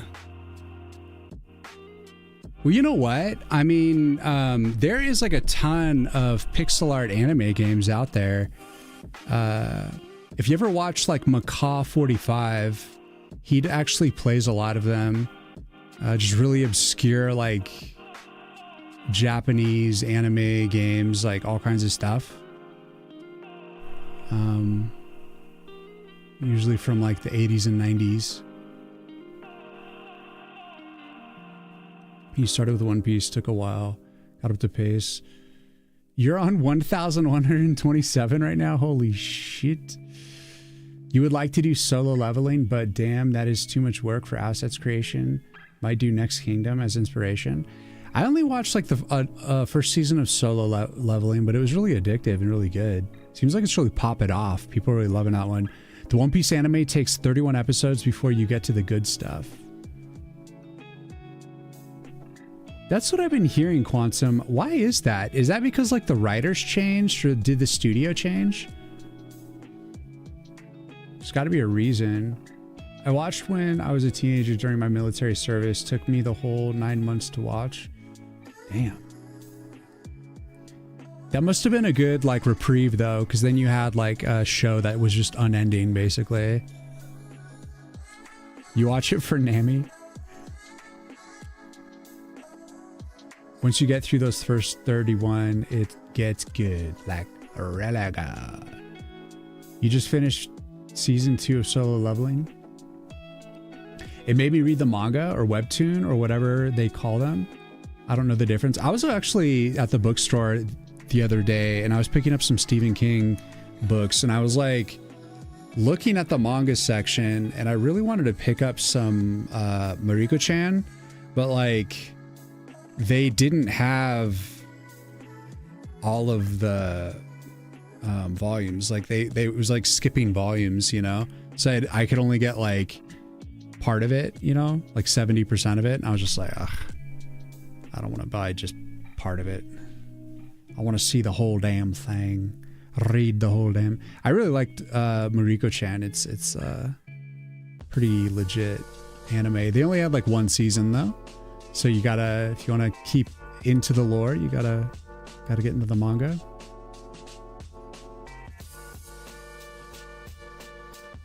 For One Piece, the director added some extra stuff that the manga artist didn't have for a first chapter, but really the first villain was kind of dumb. In the beginning is all the main character Luffy gathering all the side characters onto his team. So I bring it up to the 3rd fight. It's just not solo leveling. So like he only solo levels until the 3rd fight.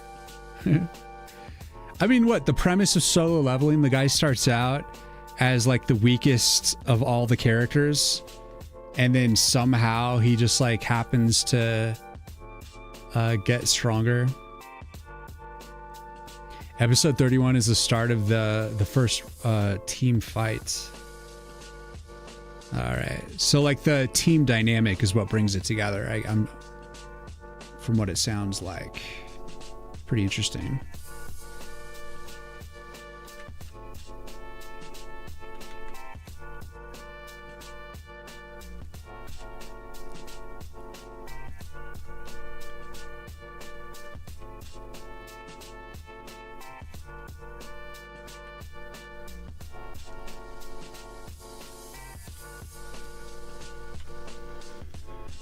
Well, knowing that, I'll have to give it another go. Deep dive.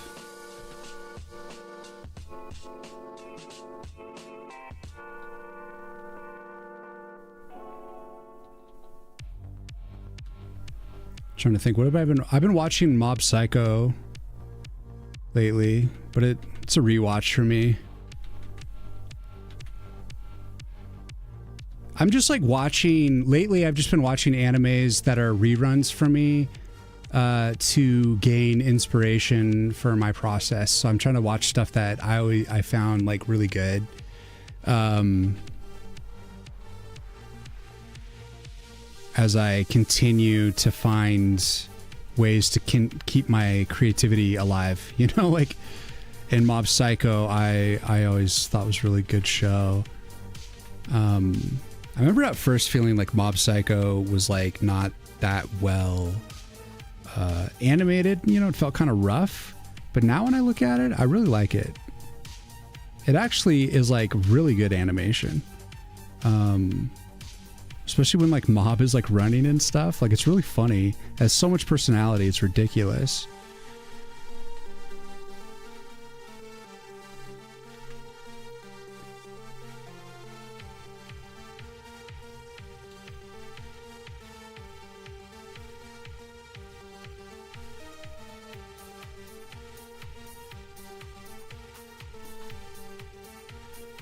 And I'm actually still trying to finish up another rewatch of Samurai Champloo. I'm on like the 20th episode or something.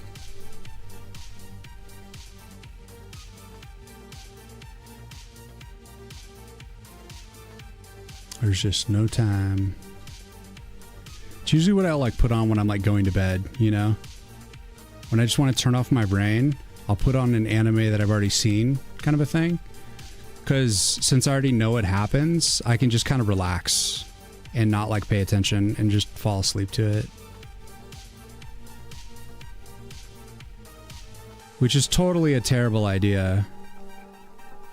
Guys shouldn't be going to bed with something on a screen. But to be fair, I do put on like the flux, so it like dyes the screen like completely yellow and it's like really dim. So it's not horrible, but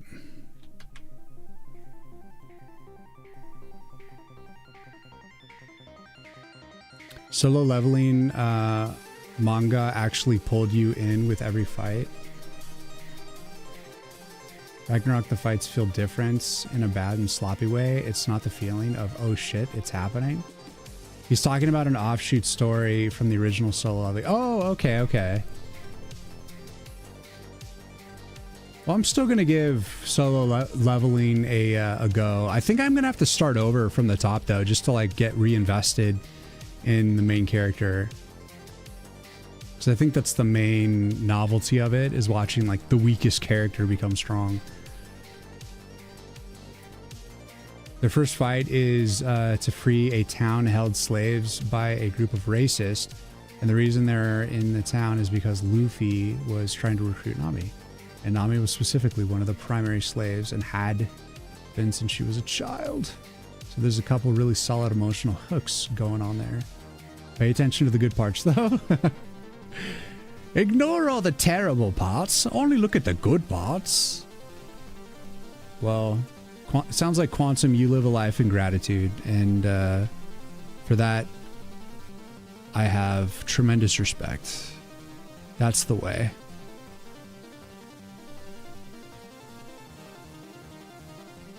No need to focus on the mucky muck. Only pay attention to the cherry pie. To the chocolate brownies.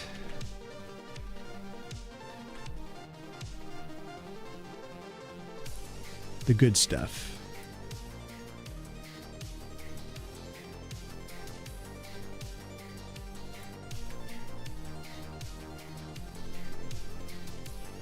You've always fell asleep to some video? Yeah, we're gonna be totally fucked up. We're always, for all time. We're video people.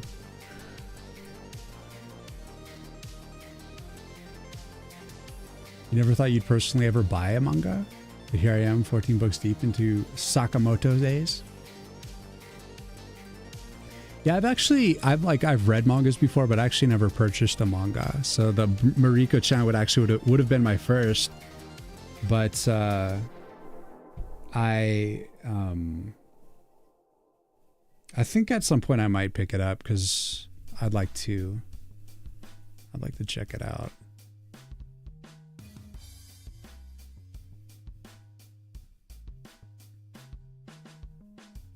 Gratitude? Oh, I just try to explain to my friends why the show is awesome, One Piece, but that always ask when it gets good.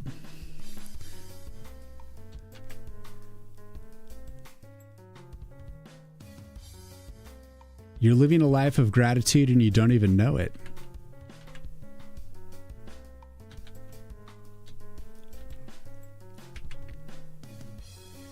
Ba, ba, ba, da, ba, da, ba, ba.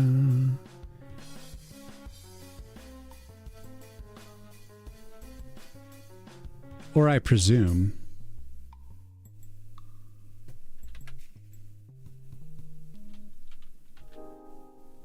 I mean, what do I really know? Not much.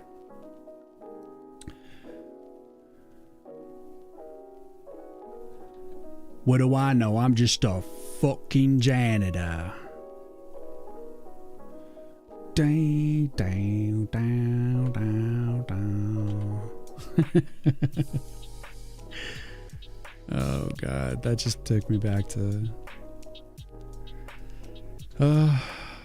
some Flash animations. So. When it gets good, show them a 2-minute clip of Luffy fighting Doflamingo and Kaido. What does that mean? Living a life of gratitude. Living a life of gratitude. I will happily talk about that. I'm grateful you brought it up. So the first ever therapist I went to, I only have seen like 2 therapists in my life, and only for brief periods. And the way that I always like worked with therapists whenever I like hired them, I'm like a frugal person, and I refuse to like pay a therapist for an extended period of time to just like ruminate and stuff. So like when I like sit down with them, I literally ask them like, so like what books do you read, and like what are like actual like tools and things that you do. Like I ask for like specific things that like help you like process and work through things. Like I need like tangible things. I can't just like ruminate and reflect on shit. I need to know that like, what's the thing that is actually foundation to good mental health. And this first therapist I went to, because I was like embarrassed like going to my first therapist ever.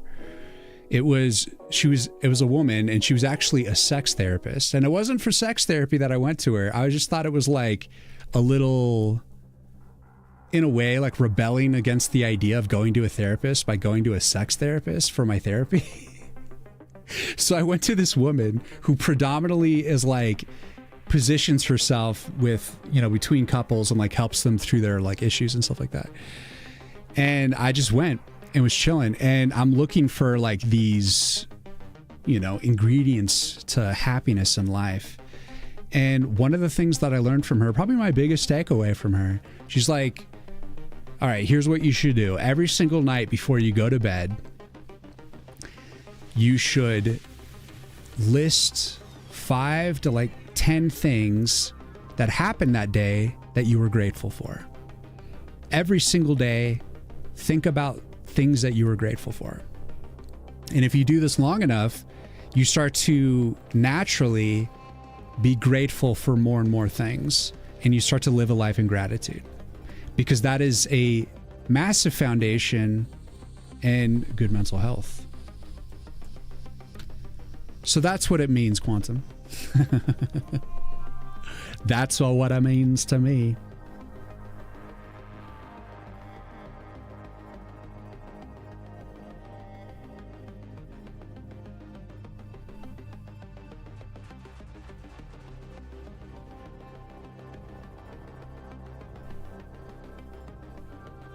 What is sex therapy?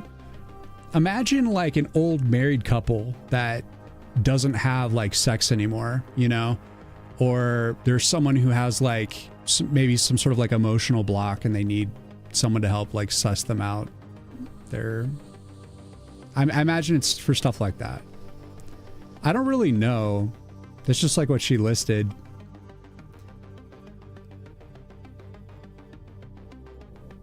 You really deep into your One Piece?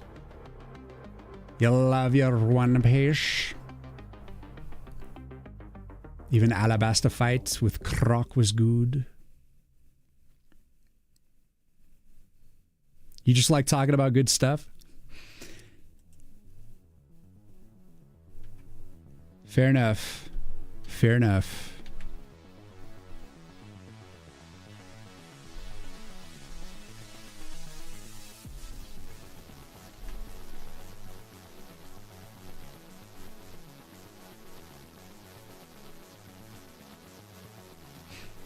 Yeah, I didn't mean to like call you out in a way that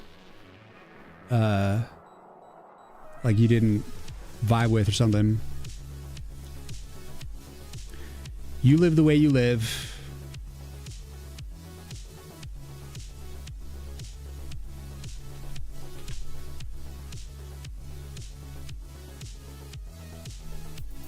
And that's all there is to it.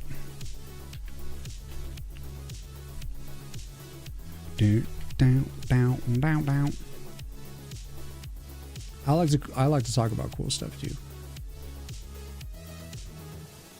Tokyo Ghoul. I've actually had that recommended to me in the past as well, and I don't think I ever really sunk into it. As in, I never even gave it a watch at all. I don't know much about it, but I have heard good things. It's very easy to talk about bad stuff and complain. It's a good advice to remind ourselves of the good stuff as well. Yeah, I mean, I generally think like rumination is only useful when you're alone and you're journaling. I don't think it's something you like just venting and stuff like that. It sometimes can be helpful, but like you need to understand how to get yourself through it. You know, like how to like when you ruminate about something, you need to be able to give yourself some resolve for it to have true function. Because if you just ruminate and you're just triggering yourself and putting yourself there and you never resolve anything, then it just becomes actually a bad thing. It's not serving you. So yeah, I agree.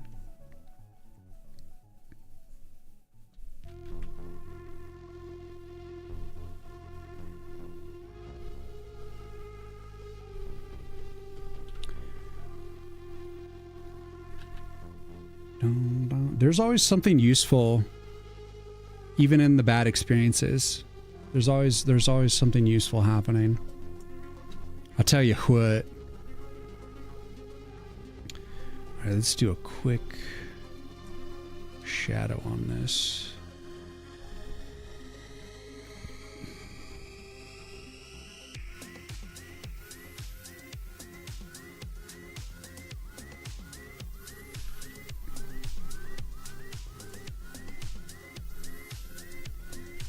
Whoops.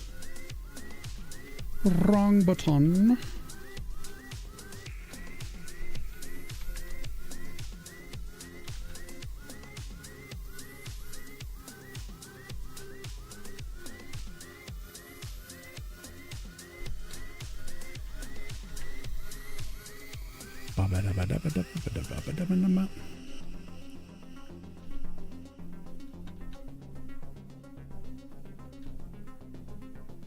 Oh, actually, that should probably bend down a little further here.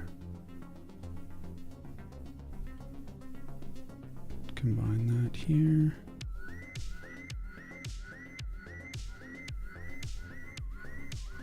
A little of this and a little of that.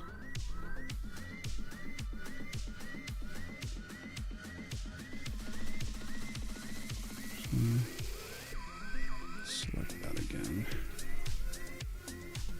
Need to change some of this to highlights. But we can finish off some of these selections, yeah. Some of these pixels.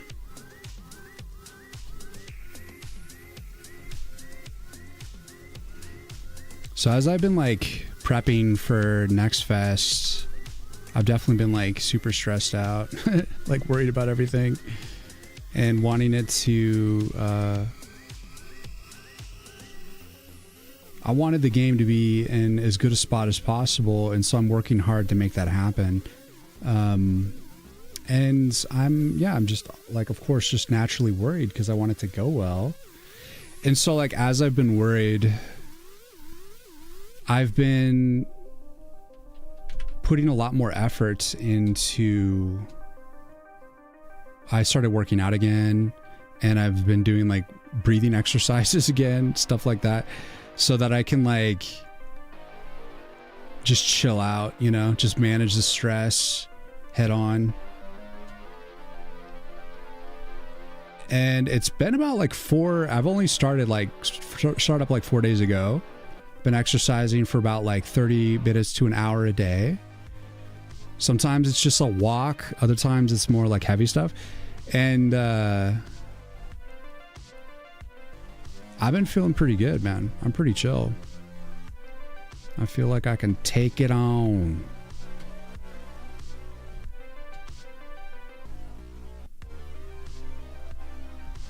Although I do feel pretty tired right now because I'm not like adjusted to this schedule again.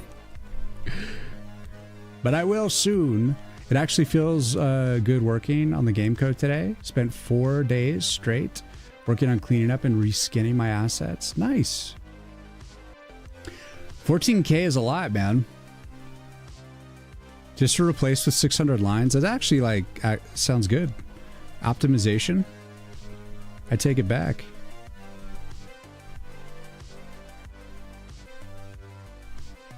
Yeah, I try not to get too caught up in optimization unless I feel like there's some really bad performance issues, but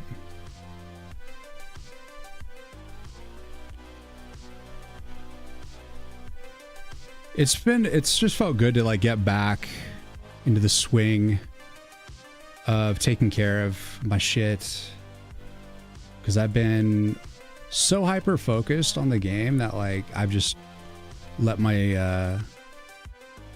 myself kind of go to the wayside. You know, let my physical health kind of deteriorate. And that's not the good.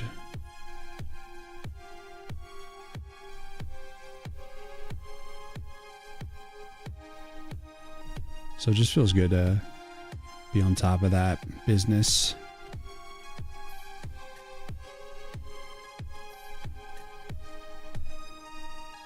But I definitely have to make every single day count leading up to the end of this month.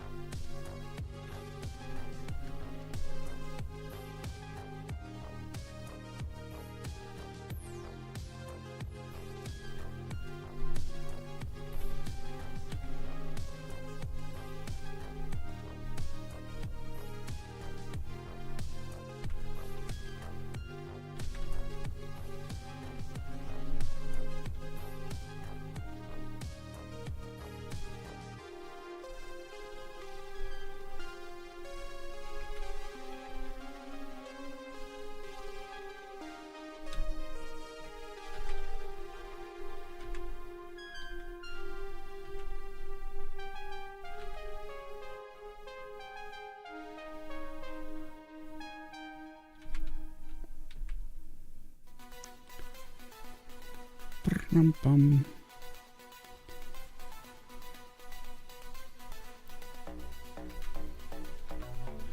I feel like winter's almost done here. And I also think I'm going to hold off on the shadow on fall level right now. I'm not going to worry about it because you're not going to be able to play any of these sections for the demo anyways. So it's just going to be there for like aesthetic things. And if I just leave the shadow at the base of the wheel, then you wouldn't really see it. But you'll see it a little bit, I think. So I don't know. Maybe I should be concerned about it a little bit.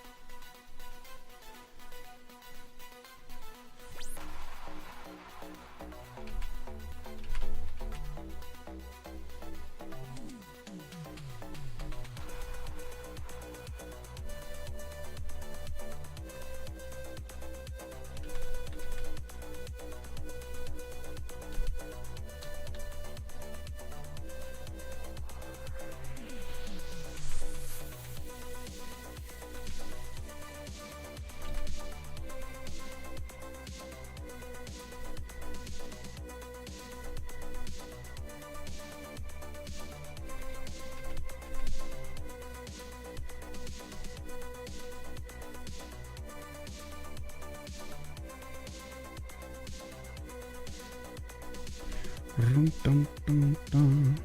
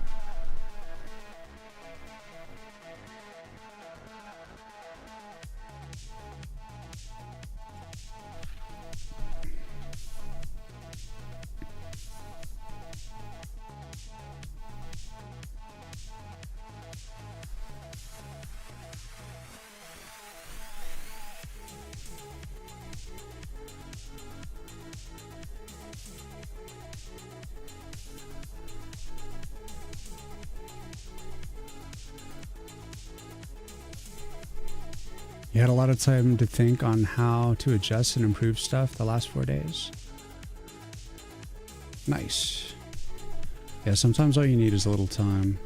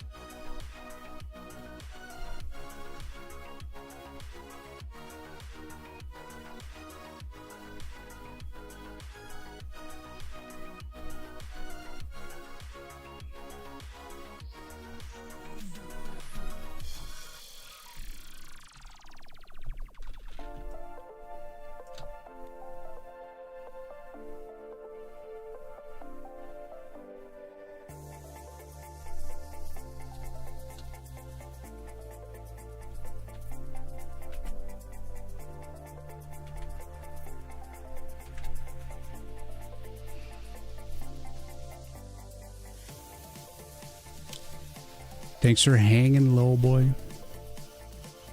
Thank you, thank you.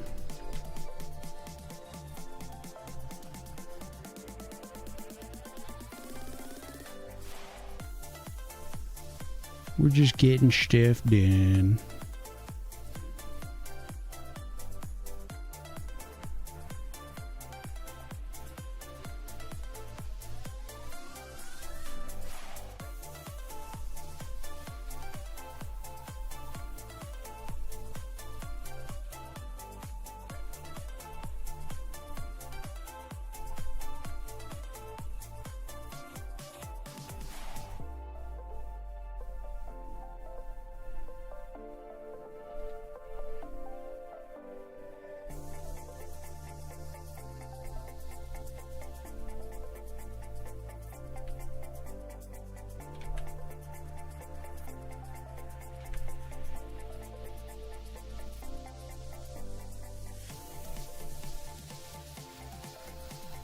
Mm-hmm.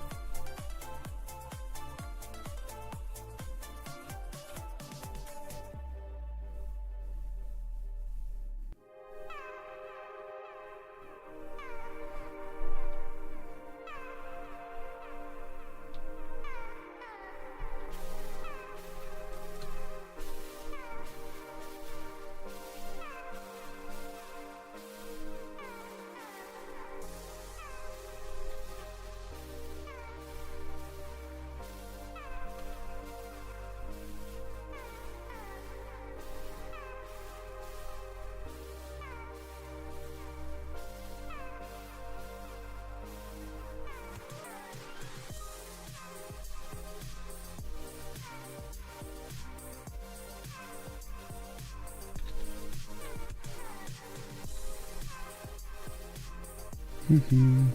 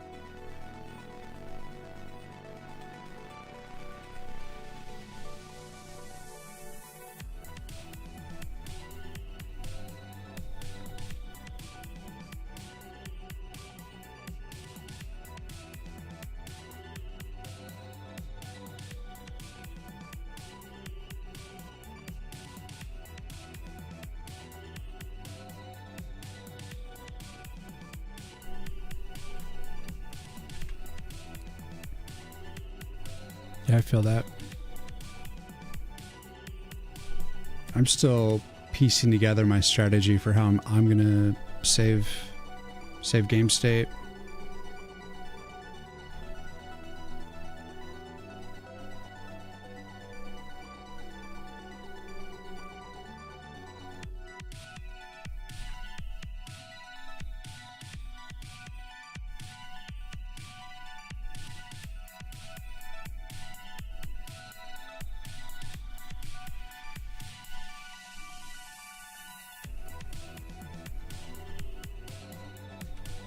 I think I have a decent approach.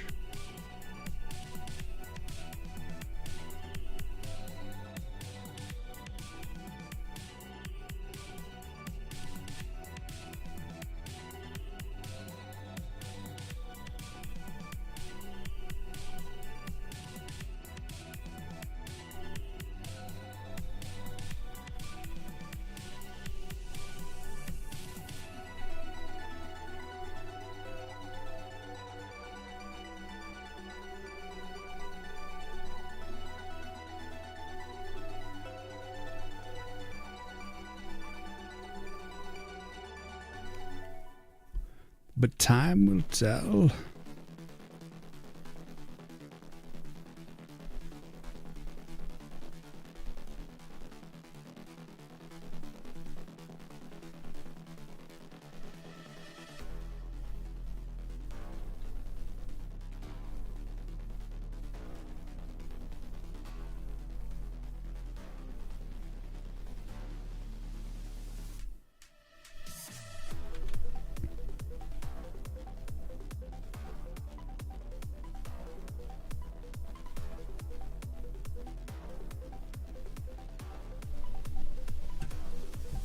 Merkilo, what's going on?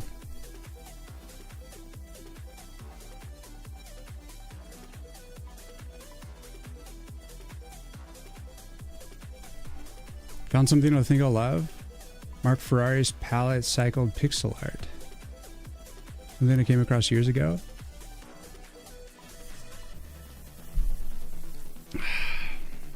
Yeah, sure. Let me give you a permit. Oh, damn! So, I almost gave you the permit in time.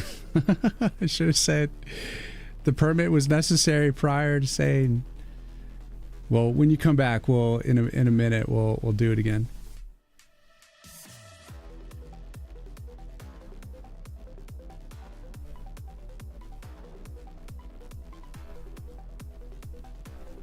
What do you mean this is a fake song? This is all from Terraria.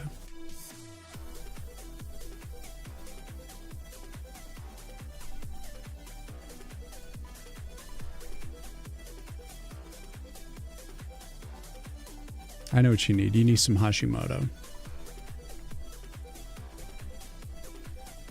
Everyone needs Hashimoto.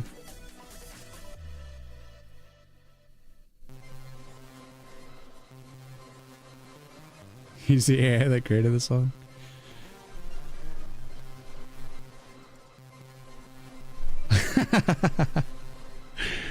Merkilo, you gotta wait for me to give you the permit first, sir.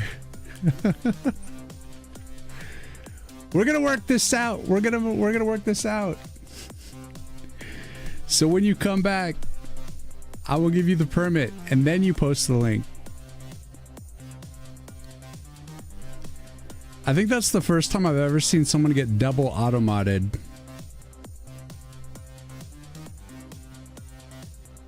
Minor spell mistake.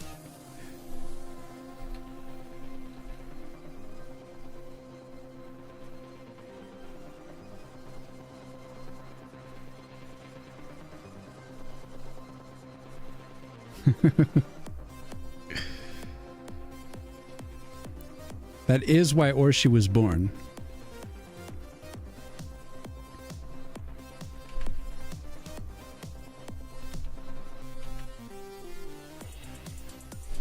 Merkilo, are you back yet? Don't post a link until I give you the permit. You got it, bro?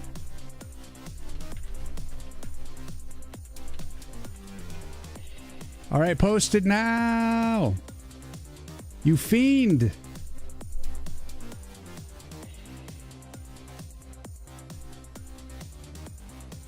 Oh yeah, I've seen this. Yeah, totally gorgeous. Totally gorgeous, man. It's kind of like Rivendell.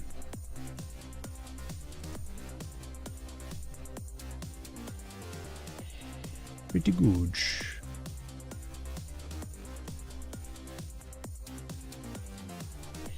What's up, GB? No wonder Orshi isn't a cranky bastard today. He actually gets to code.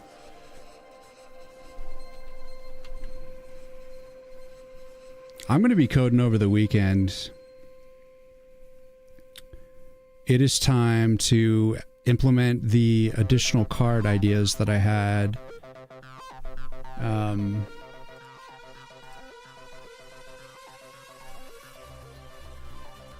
I'm doing pretty good, GB. How you doing? Just over here prepping for Next Fest.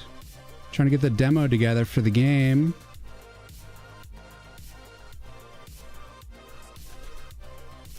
And by George, it's lots of work.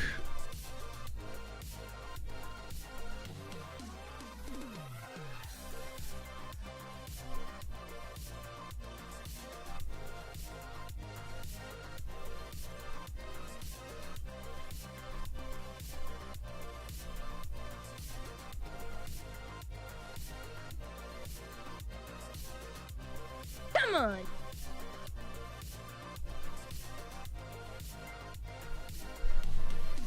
Thanks for the follow. Thanks. Yeah. If you want to see the Steam page, here's the link for it.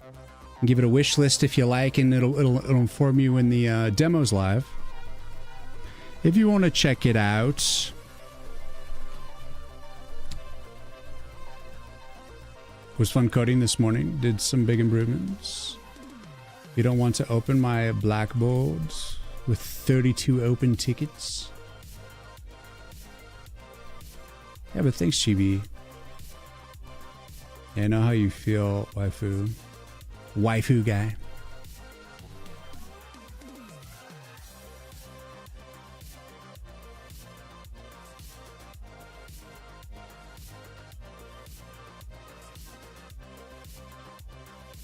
I think it's tea time here.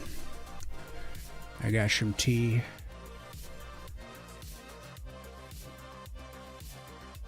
Good morning, beast. I am but an ordinary beast. How you doing? Happy Saturday. Is this too hot? It's too hot. It's too hot. I can't drink it.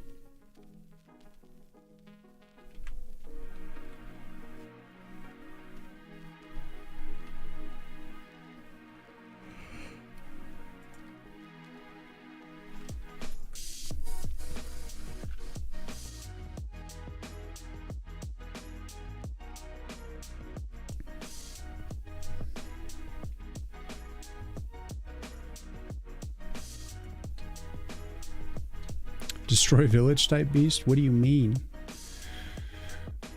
I mean, of course.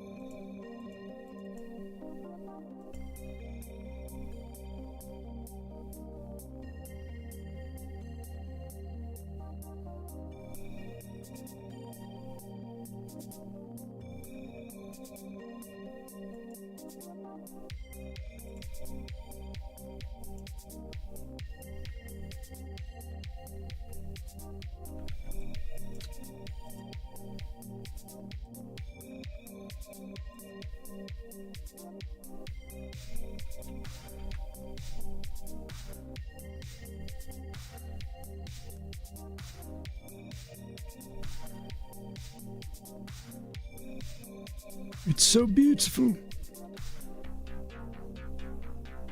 Yeah, indeed.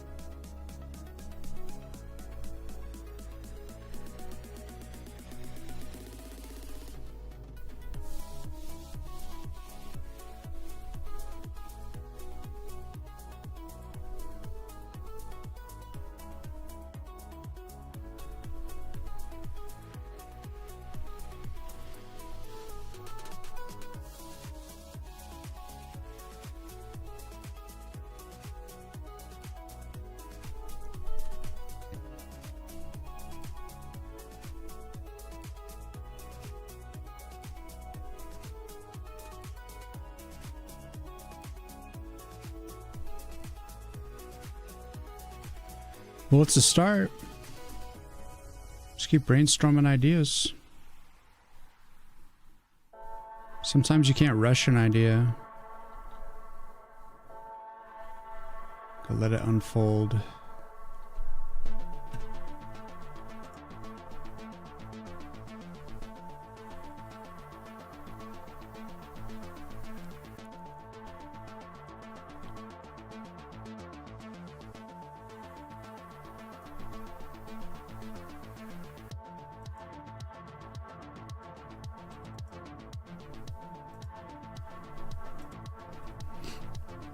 True, true, true.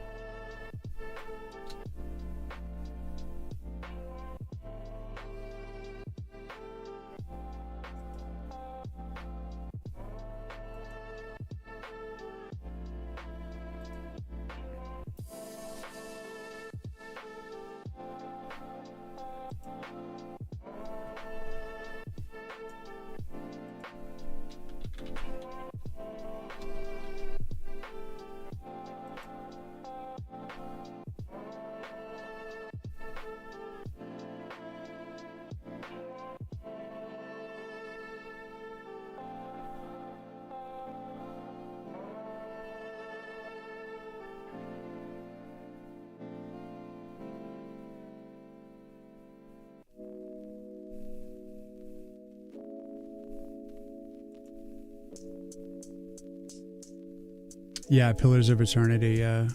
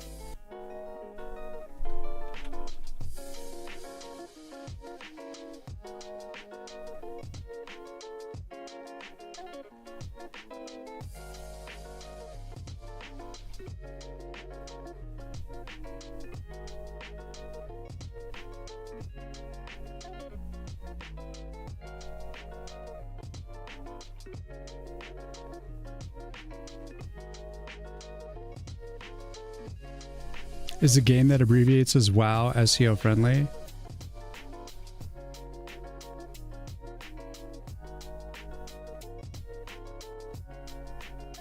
Am I ever going to outshine World of Warcraft? No.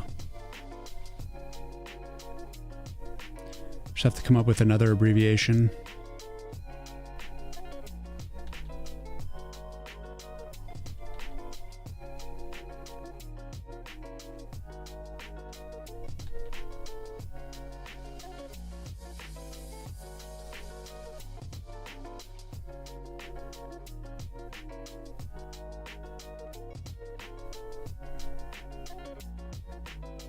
But out of the 50 names I came up with for this game, Woods of War was the best.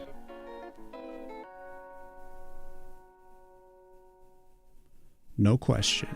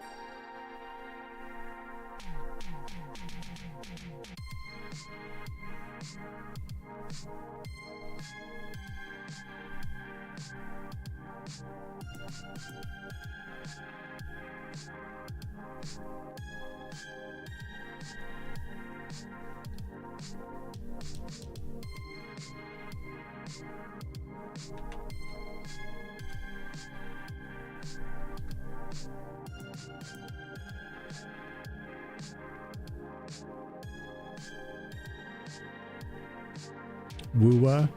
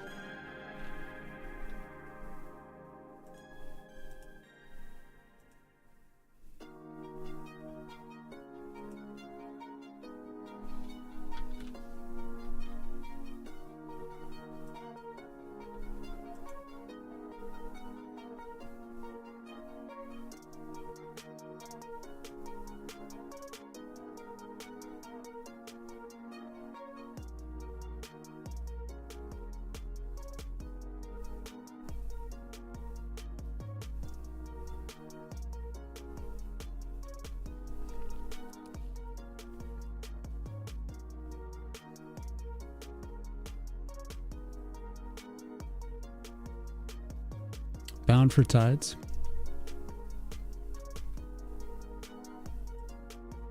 That sounds cool.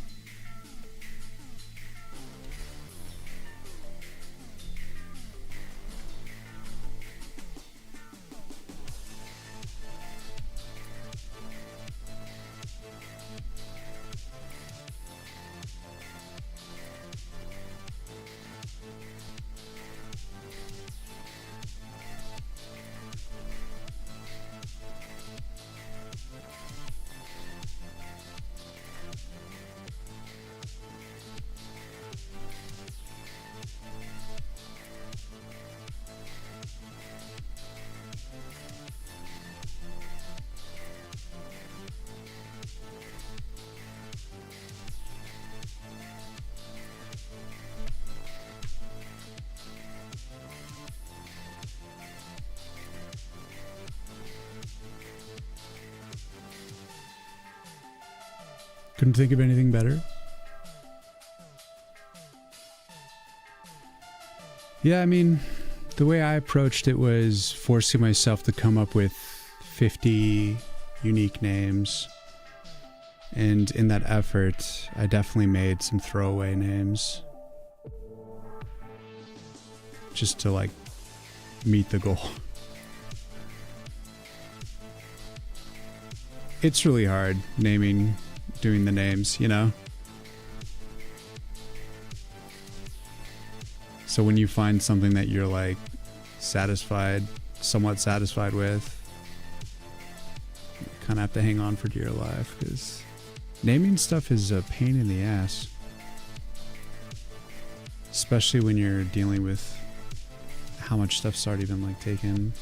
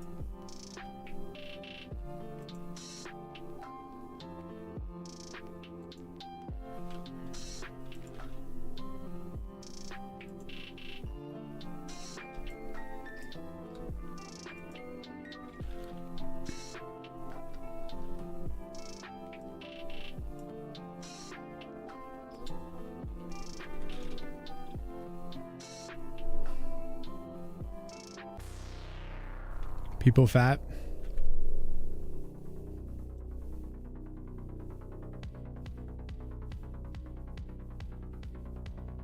Stuff in TV.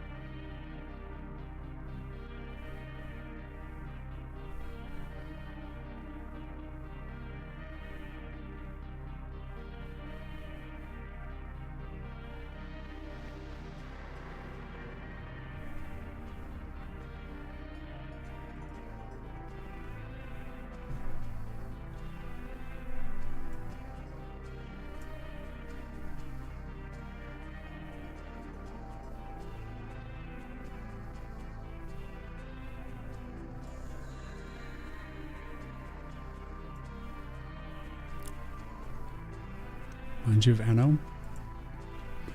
O'Reilly.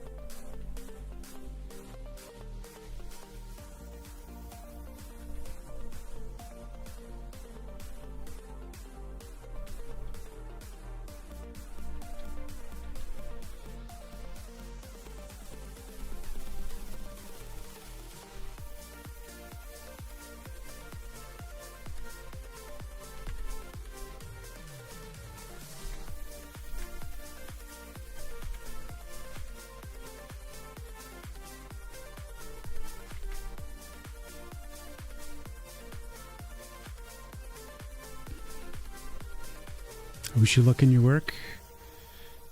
Thank you, Push Toy. Appreciate it.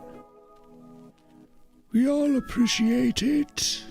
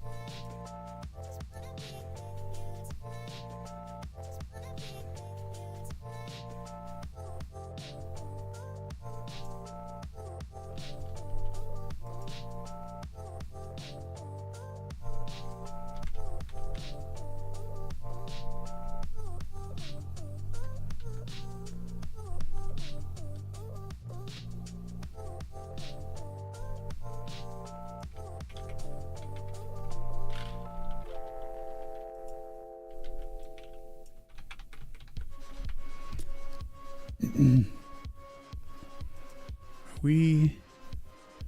in the Castlevania music.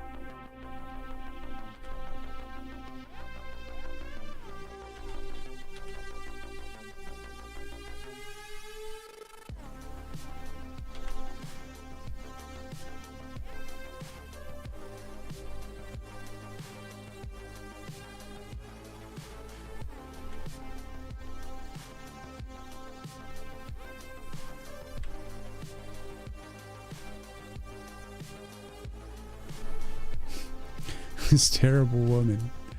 Who is this terrible woman?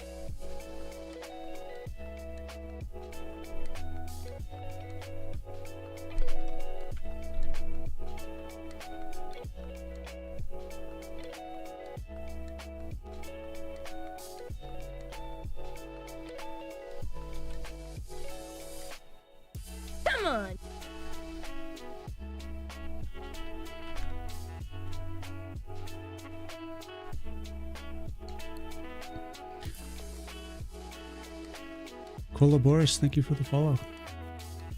Welcome.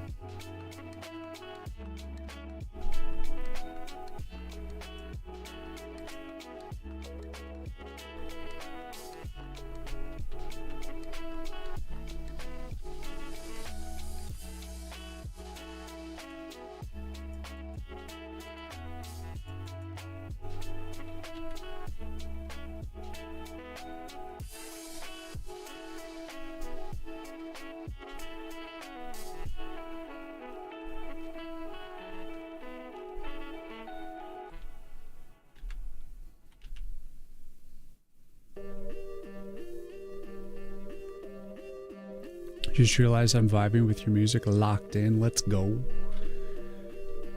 Welcome to the focus session.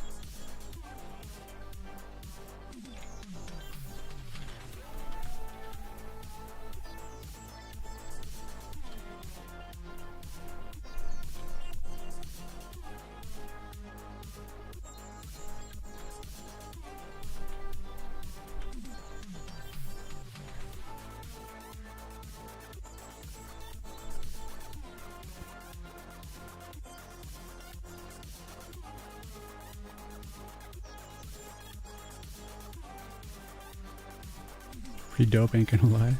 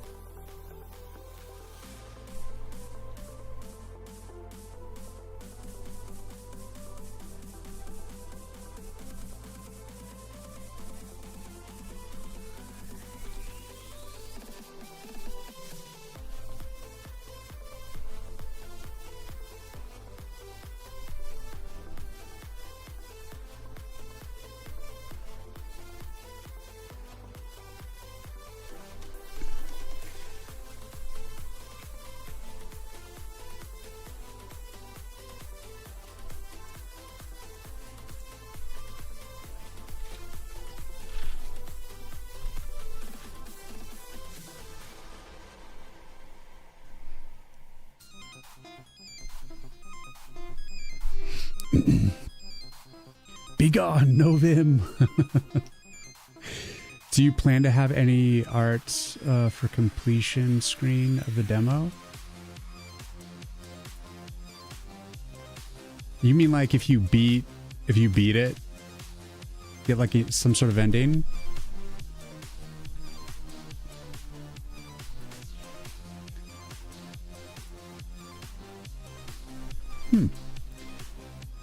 To be honest, I haven't really thought about that.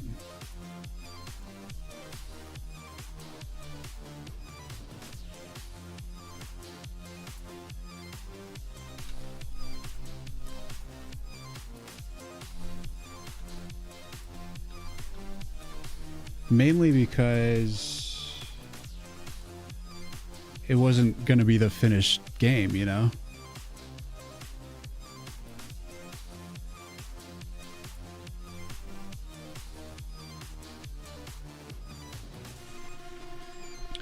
But I should probably think about that, huh?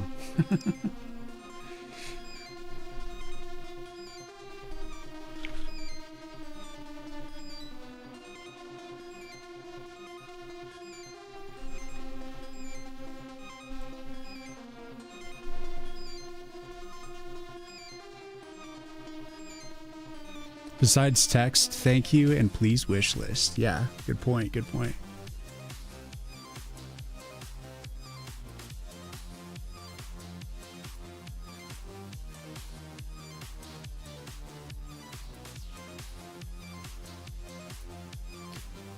Serious question, where's C++? There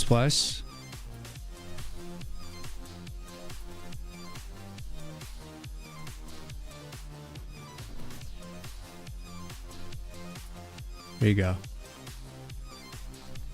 Feast your eyes on this delectable C++ in.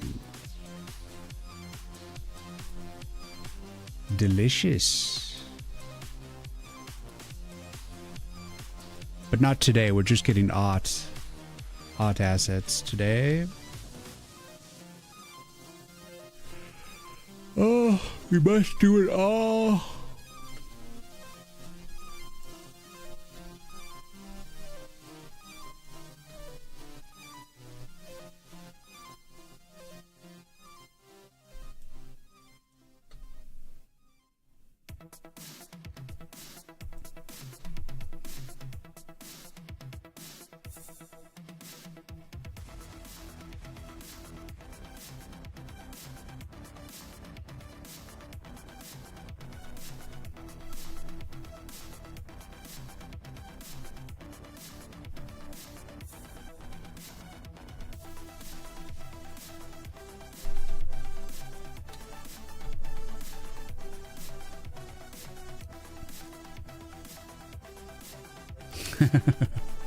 I'm glad it was enough. Some streams I am all up in it, so you never know what you're gonna get.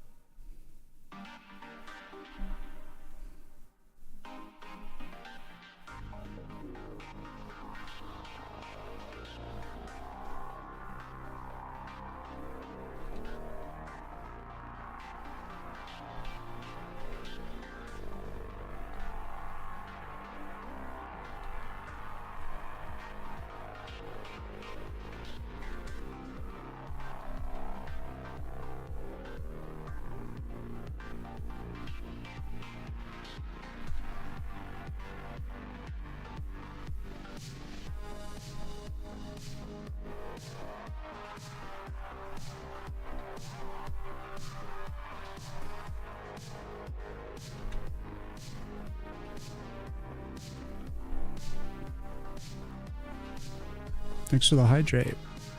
Oh, I'm using a Wacom 16-inch.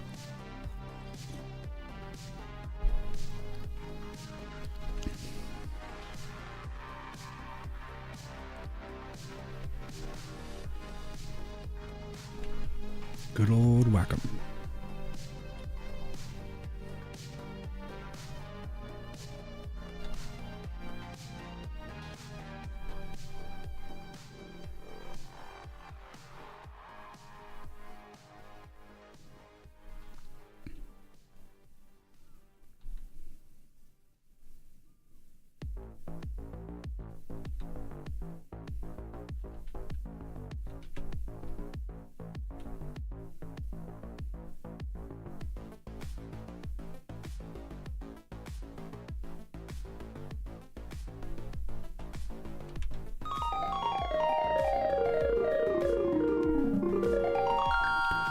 Pepper.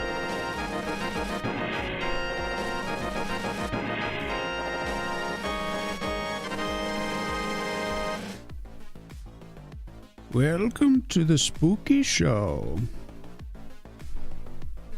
We're making spooky art today.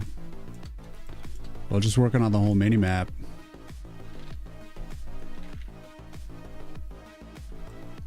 Into all of its glory.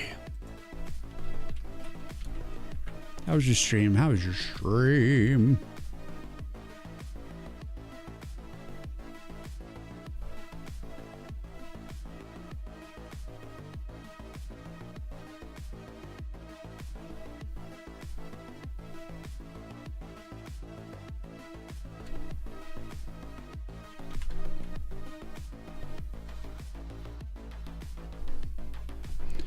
Well, I hope it was a good one, man. Oh, shit. This is perfect for Sergeant Pepper.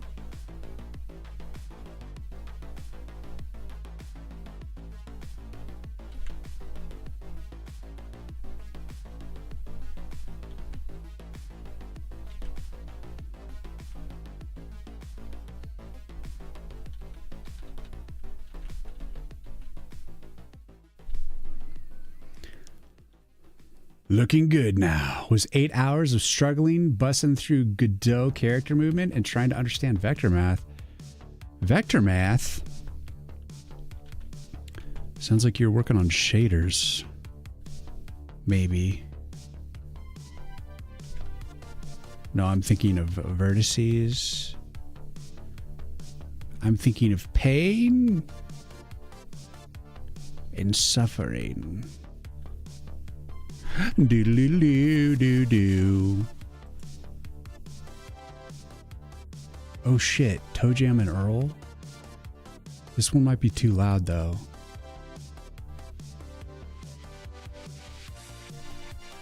Oh, it's not too bad. 3D character camera movement and rotations. Okay, okay. This is the shitty version of Toe Jam and Earl.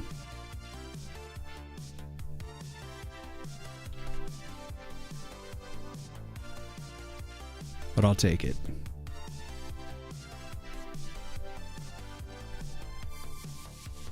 How many hours did you play Toe Jam and Earl in your life, Sergeant Pepper?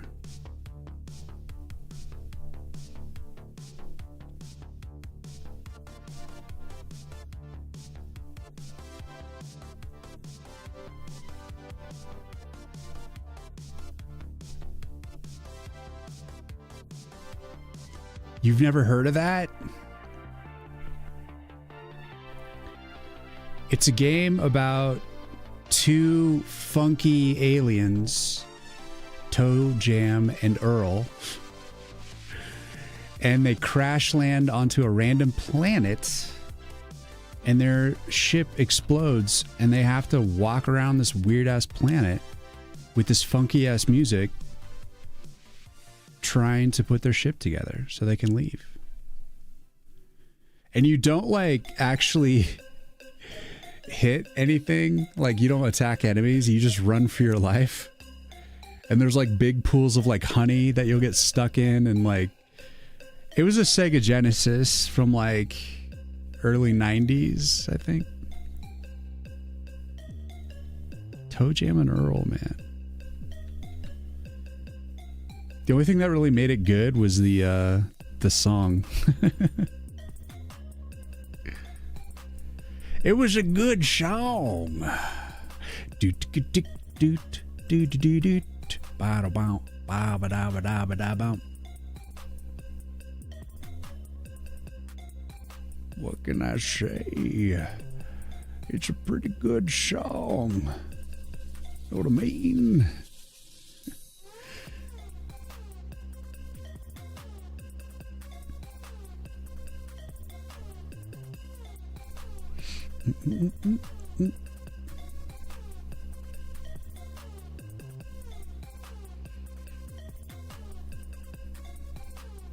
I feel like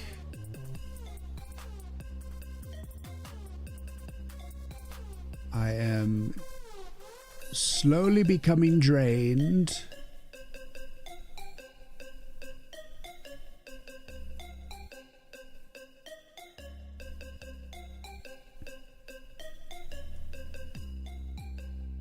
You never had a Genesis, NES, and PlayStation for me only? Thank you for the lurk, man, and thank you for the raid. I'll do my best to take care of your crew. Guys, I'm Riyin Art. I am making a game called Woods of War. You can check it out on Steam or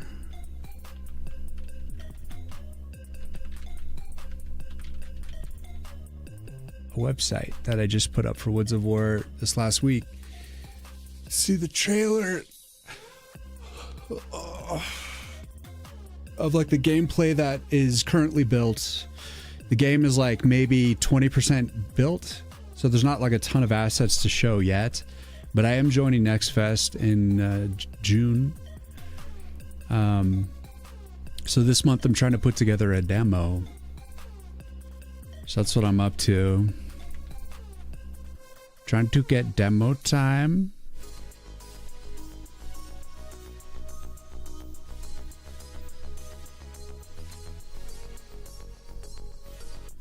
Get the demo ready.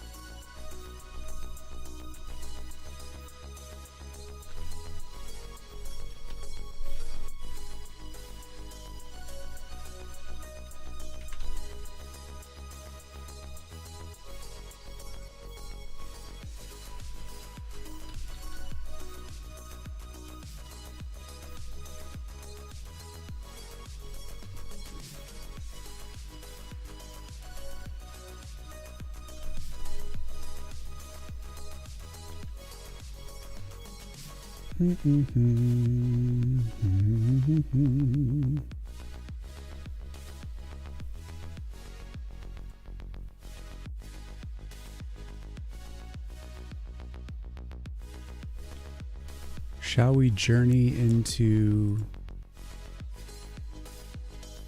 a late night Chrono Trigger, or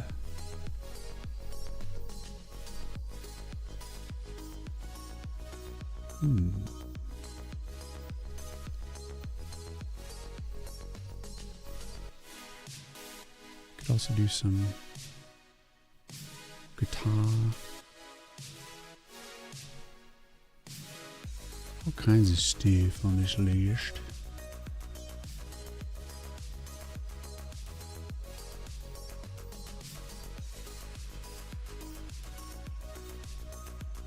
Chrono's pretty legit, but since I'm feeling like I'm getting hazy lazy, I'm gonna play some lullabies.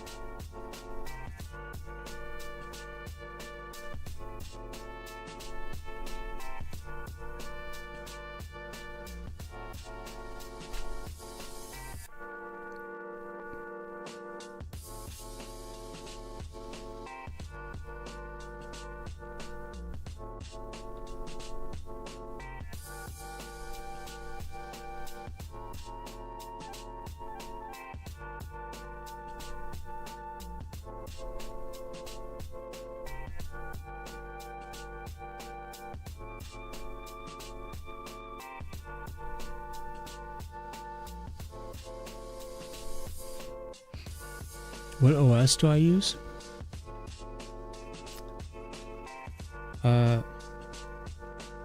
I'm on Windows 10 on this desktop, and then I'm on a Windows 11 on my laptop.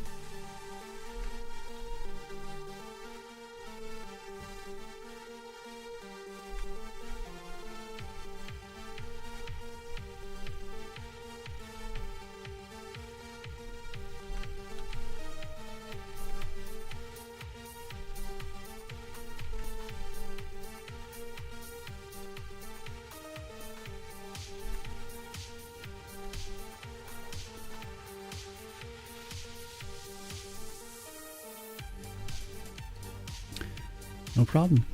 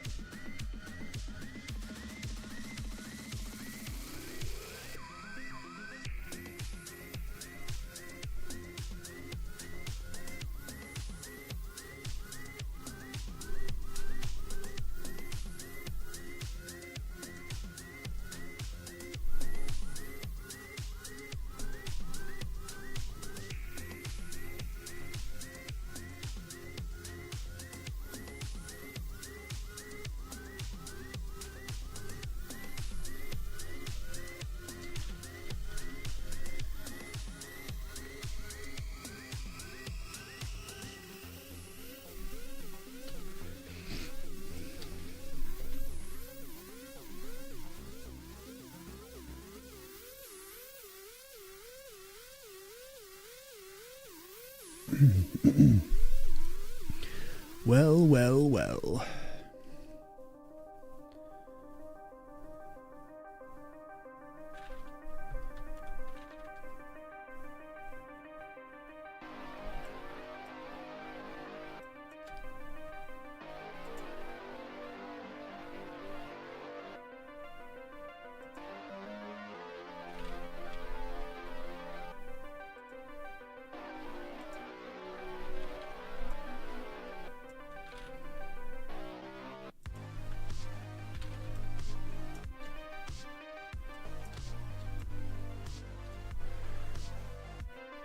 It's a full moon in 2 panels. What's up, beta?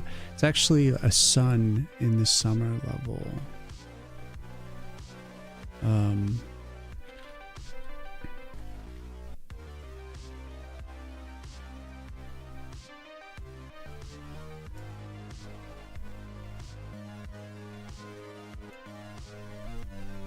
This one's a moon.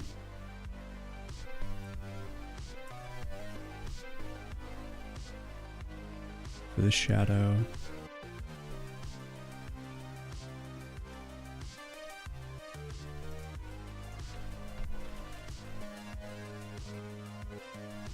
And this one's a sun. Even though they're like similarly colored. Oh.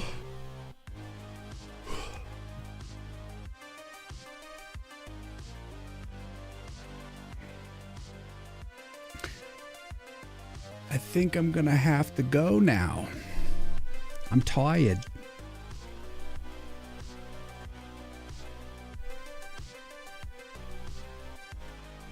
Did a pretty solid pass on everything though. I feel like there could in the future be more detailing on some of these levels, these little biomes. But for now, I think it's a good foundation. And I'm probably just going to leave it like that for now, for like the demo. And we do have to at least copy over like the moon thing to the other sections.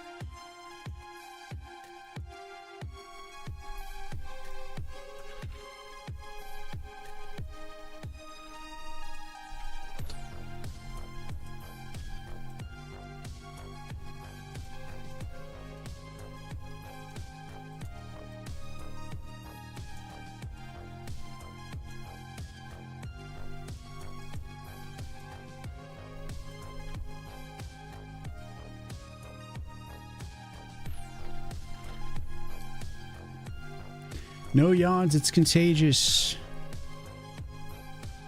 Well, I'm not used to this time schedule yet, so I'm tired. And it's just the way it is.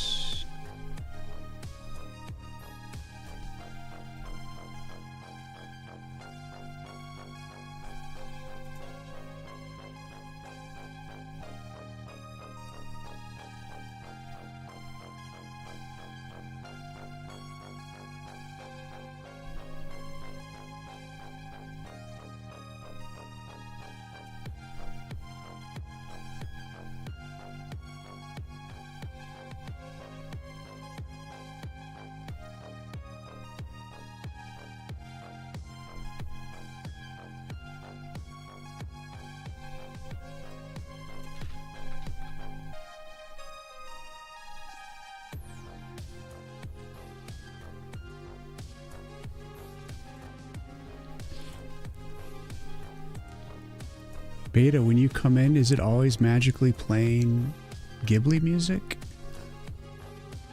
You're just waking up?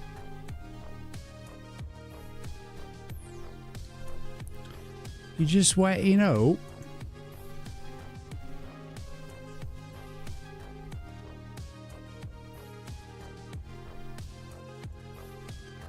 Not always, but it is a nice pattern.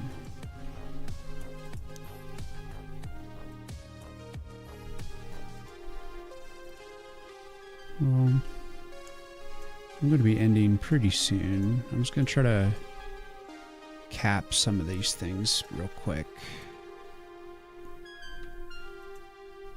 I want it to feel like in a completed enough state that I could start cutting it up. Even though that's not what I'm doing. I won't be doing that today, but it'd be nice to just feel that completion. You know, complete but not complete.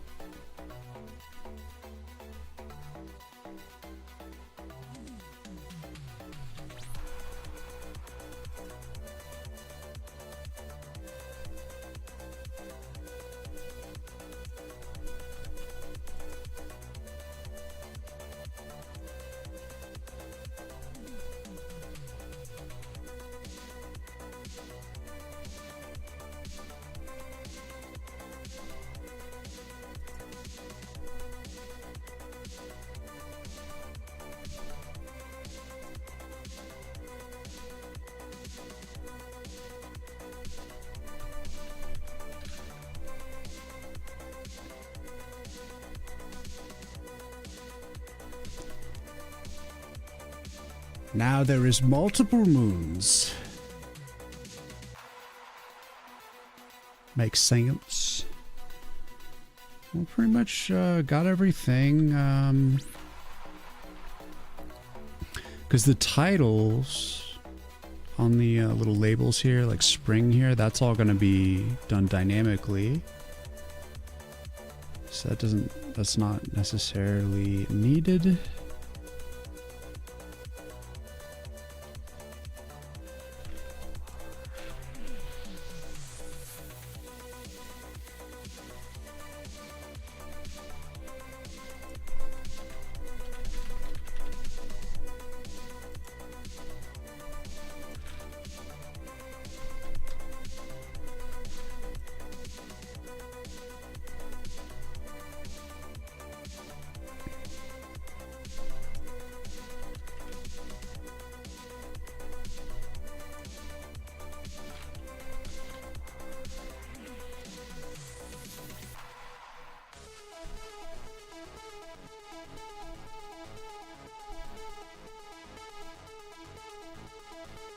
I'd say the wheel worked out pretty good.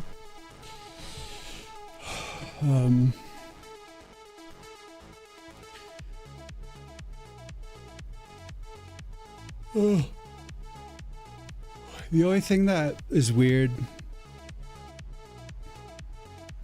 is for, I want to call the, like the water magic, I want to call it frost.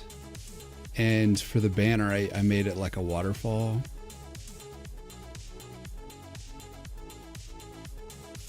But for fire, I made it a lava banner. So I feel like I'm already kind of breaking the rules.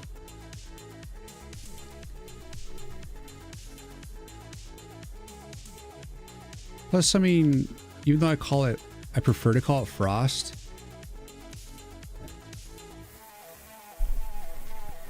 It could still be like considered water.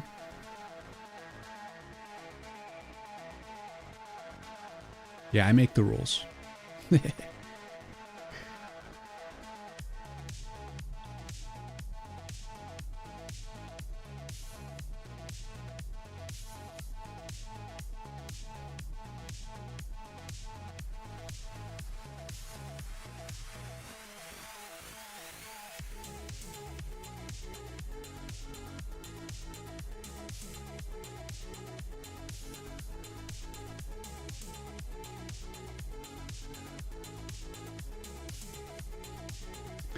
Yeah, I like the wheel. The real question will be whether or not it can animate well, rotate well, and not like look totally fudged. But I think it'll be fine because it'll just be something I do real quick. I'm gonna do it Mega Man style. So when you're crossing the bridges, it's gonna like freeze your character, and then it's just gonna do like a quick rotation. And then just like start up again. And the center circle will never, it'll always stay stationary. So you're really only ever going to see like the upper half.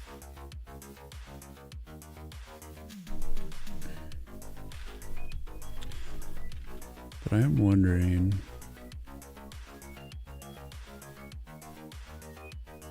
If I did.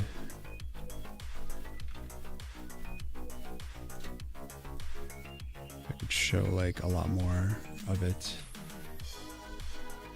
Maybe like that much.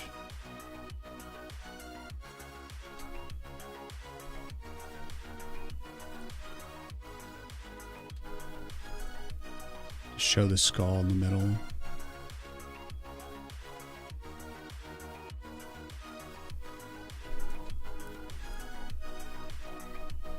Well, let's print up the guide.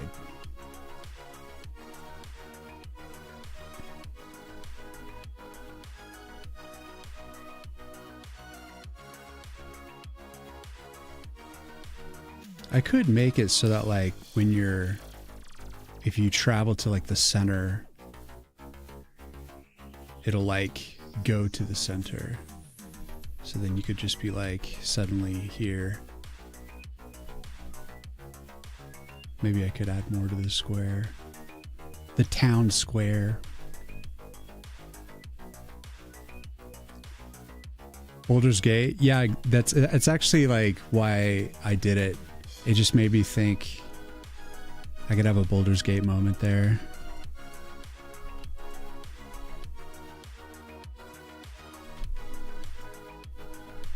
And this is going to be like the seal for the boss.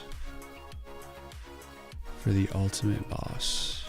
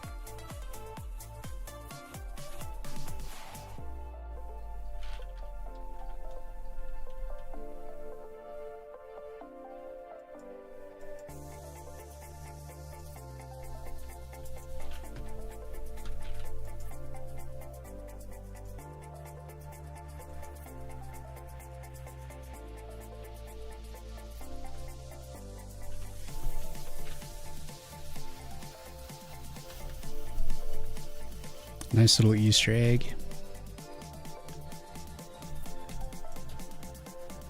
Yeah, I'm like, I feel like all the things I put into the game had some sort of influence like that. Just paying homage to a bunch of things that I like.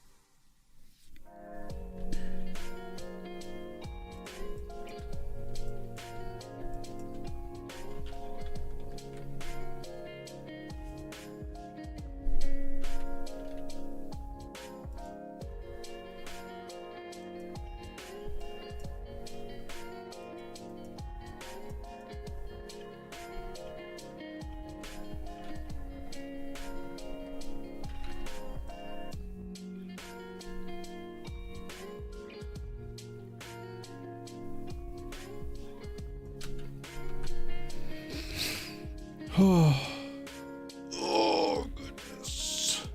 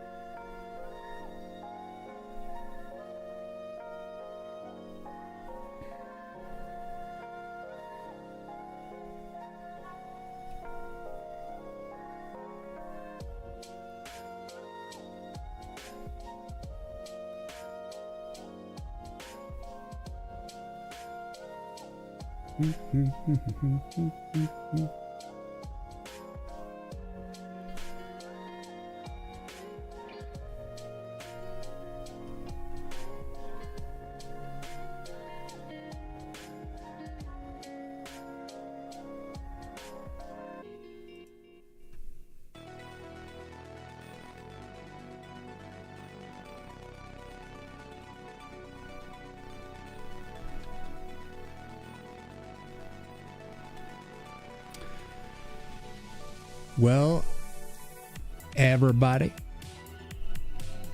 I think I am going to find someone to raid, and I'm considering raiding Cakes, even though he's usually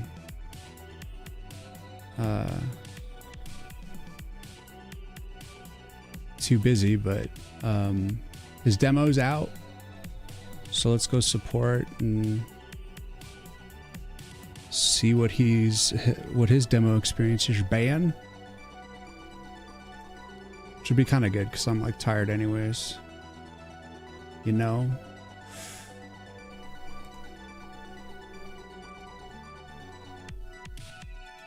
Let's see.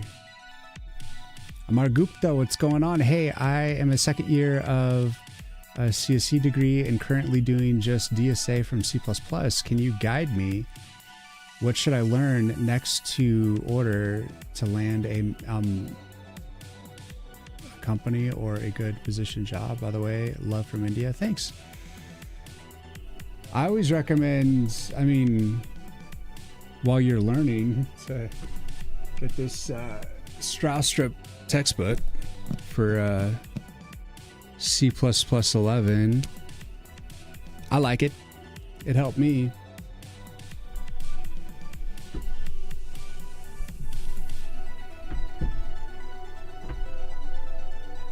But tips for getting a job in this day and age, or, you know, corporate C++, that's not where my experience lies. So I don't have like any specific advice towards that, but I have spent 20 years as a front-end developer, 10 years as Flash developer, another 8 years as like a JavaScript full stack. And I know that like C++, it's all kind of the same end of the day, that you're going to come in with a certain set of knowledge, and then within 6 months, it's all going to change, and you're going to continuously have to educate and just work on what needs to get built.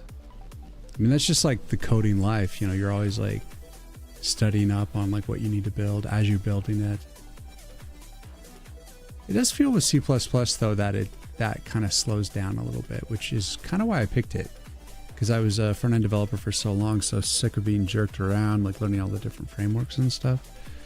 So it was just nice to pick something that I felt was kind of slowing that process down. But anyways, good luck with your studies. I wish I had better advice. I just don't.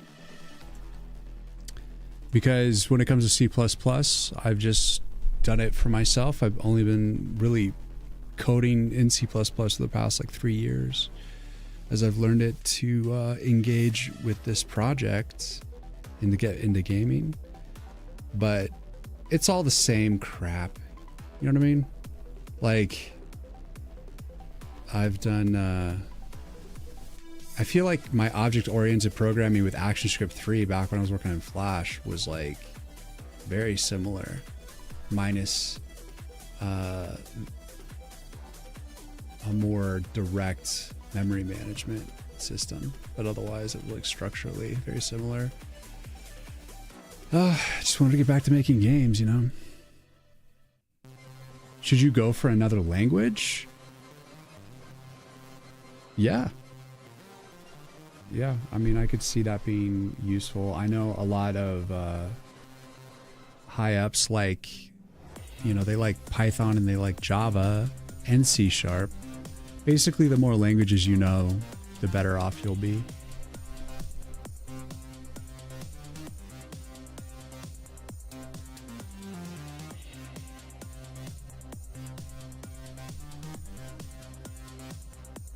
All right, I think we're about ready to go raid Cakes and support him on his demo release. He is making a more traditional tower defense. Like, my game is it is a tower defense, but it's also a deck builder card game. So it's got a tower defense sort of like style, but it's mostly like a deck builder card game kind of a thing. Like a card game with a lot of live action, or I guess we decided I wasn't going to call it live action. Real-time strategy. But if you haven't yet, Come on. Here is the Steam page for the game if you want to go and wishlist it if you're interested in a deck builder tower defense. Thank you for the follow. Good luck with your journey. And yeah. Yeah, so let's raid Cakes.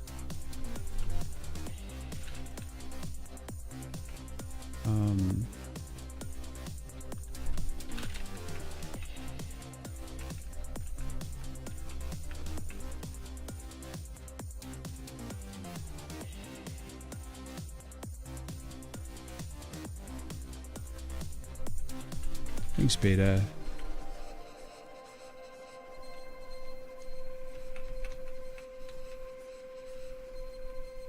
Where is...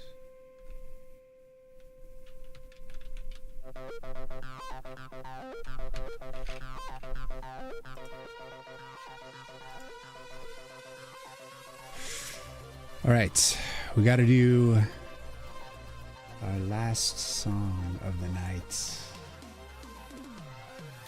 Thank you for watching on YouTube. Thank you for watching on Twitch. We're going to go raid Cakes. And I'll be back on Monday. I'm going to spend the weekends implementing lots of new cards into the game. And probably on Monday, we're going to start cutting this mini map up and putting it into the game. We're going to start coding it out, which I'm sure is going to be a lot of work. So let's get this raid started.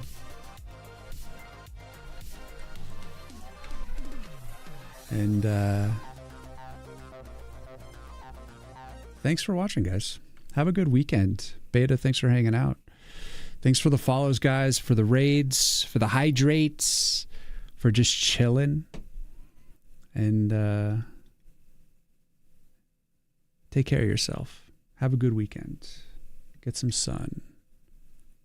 Get a good sleep.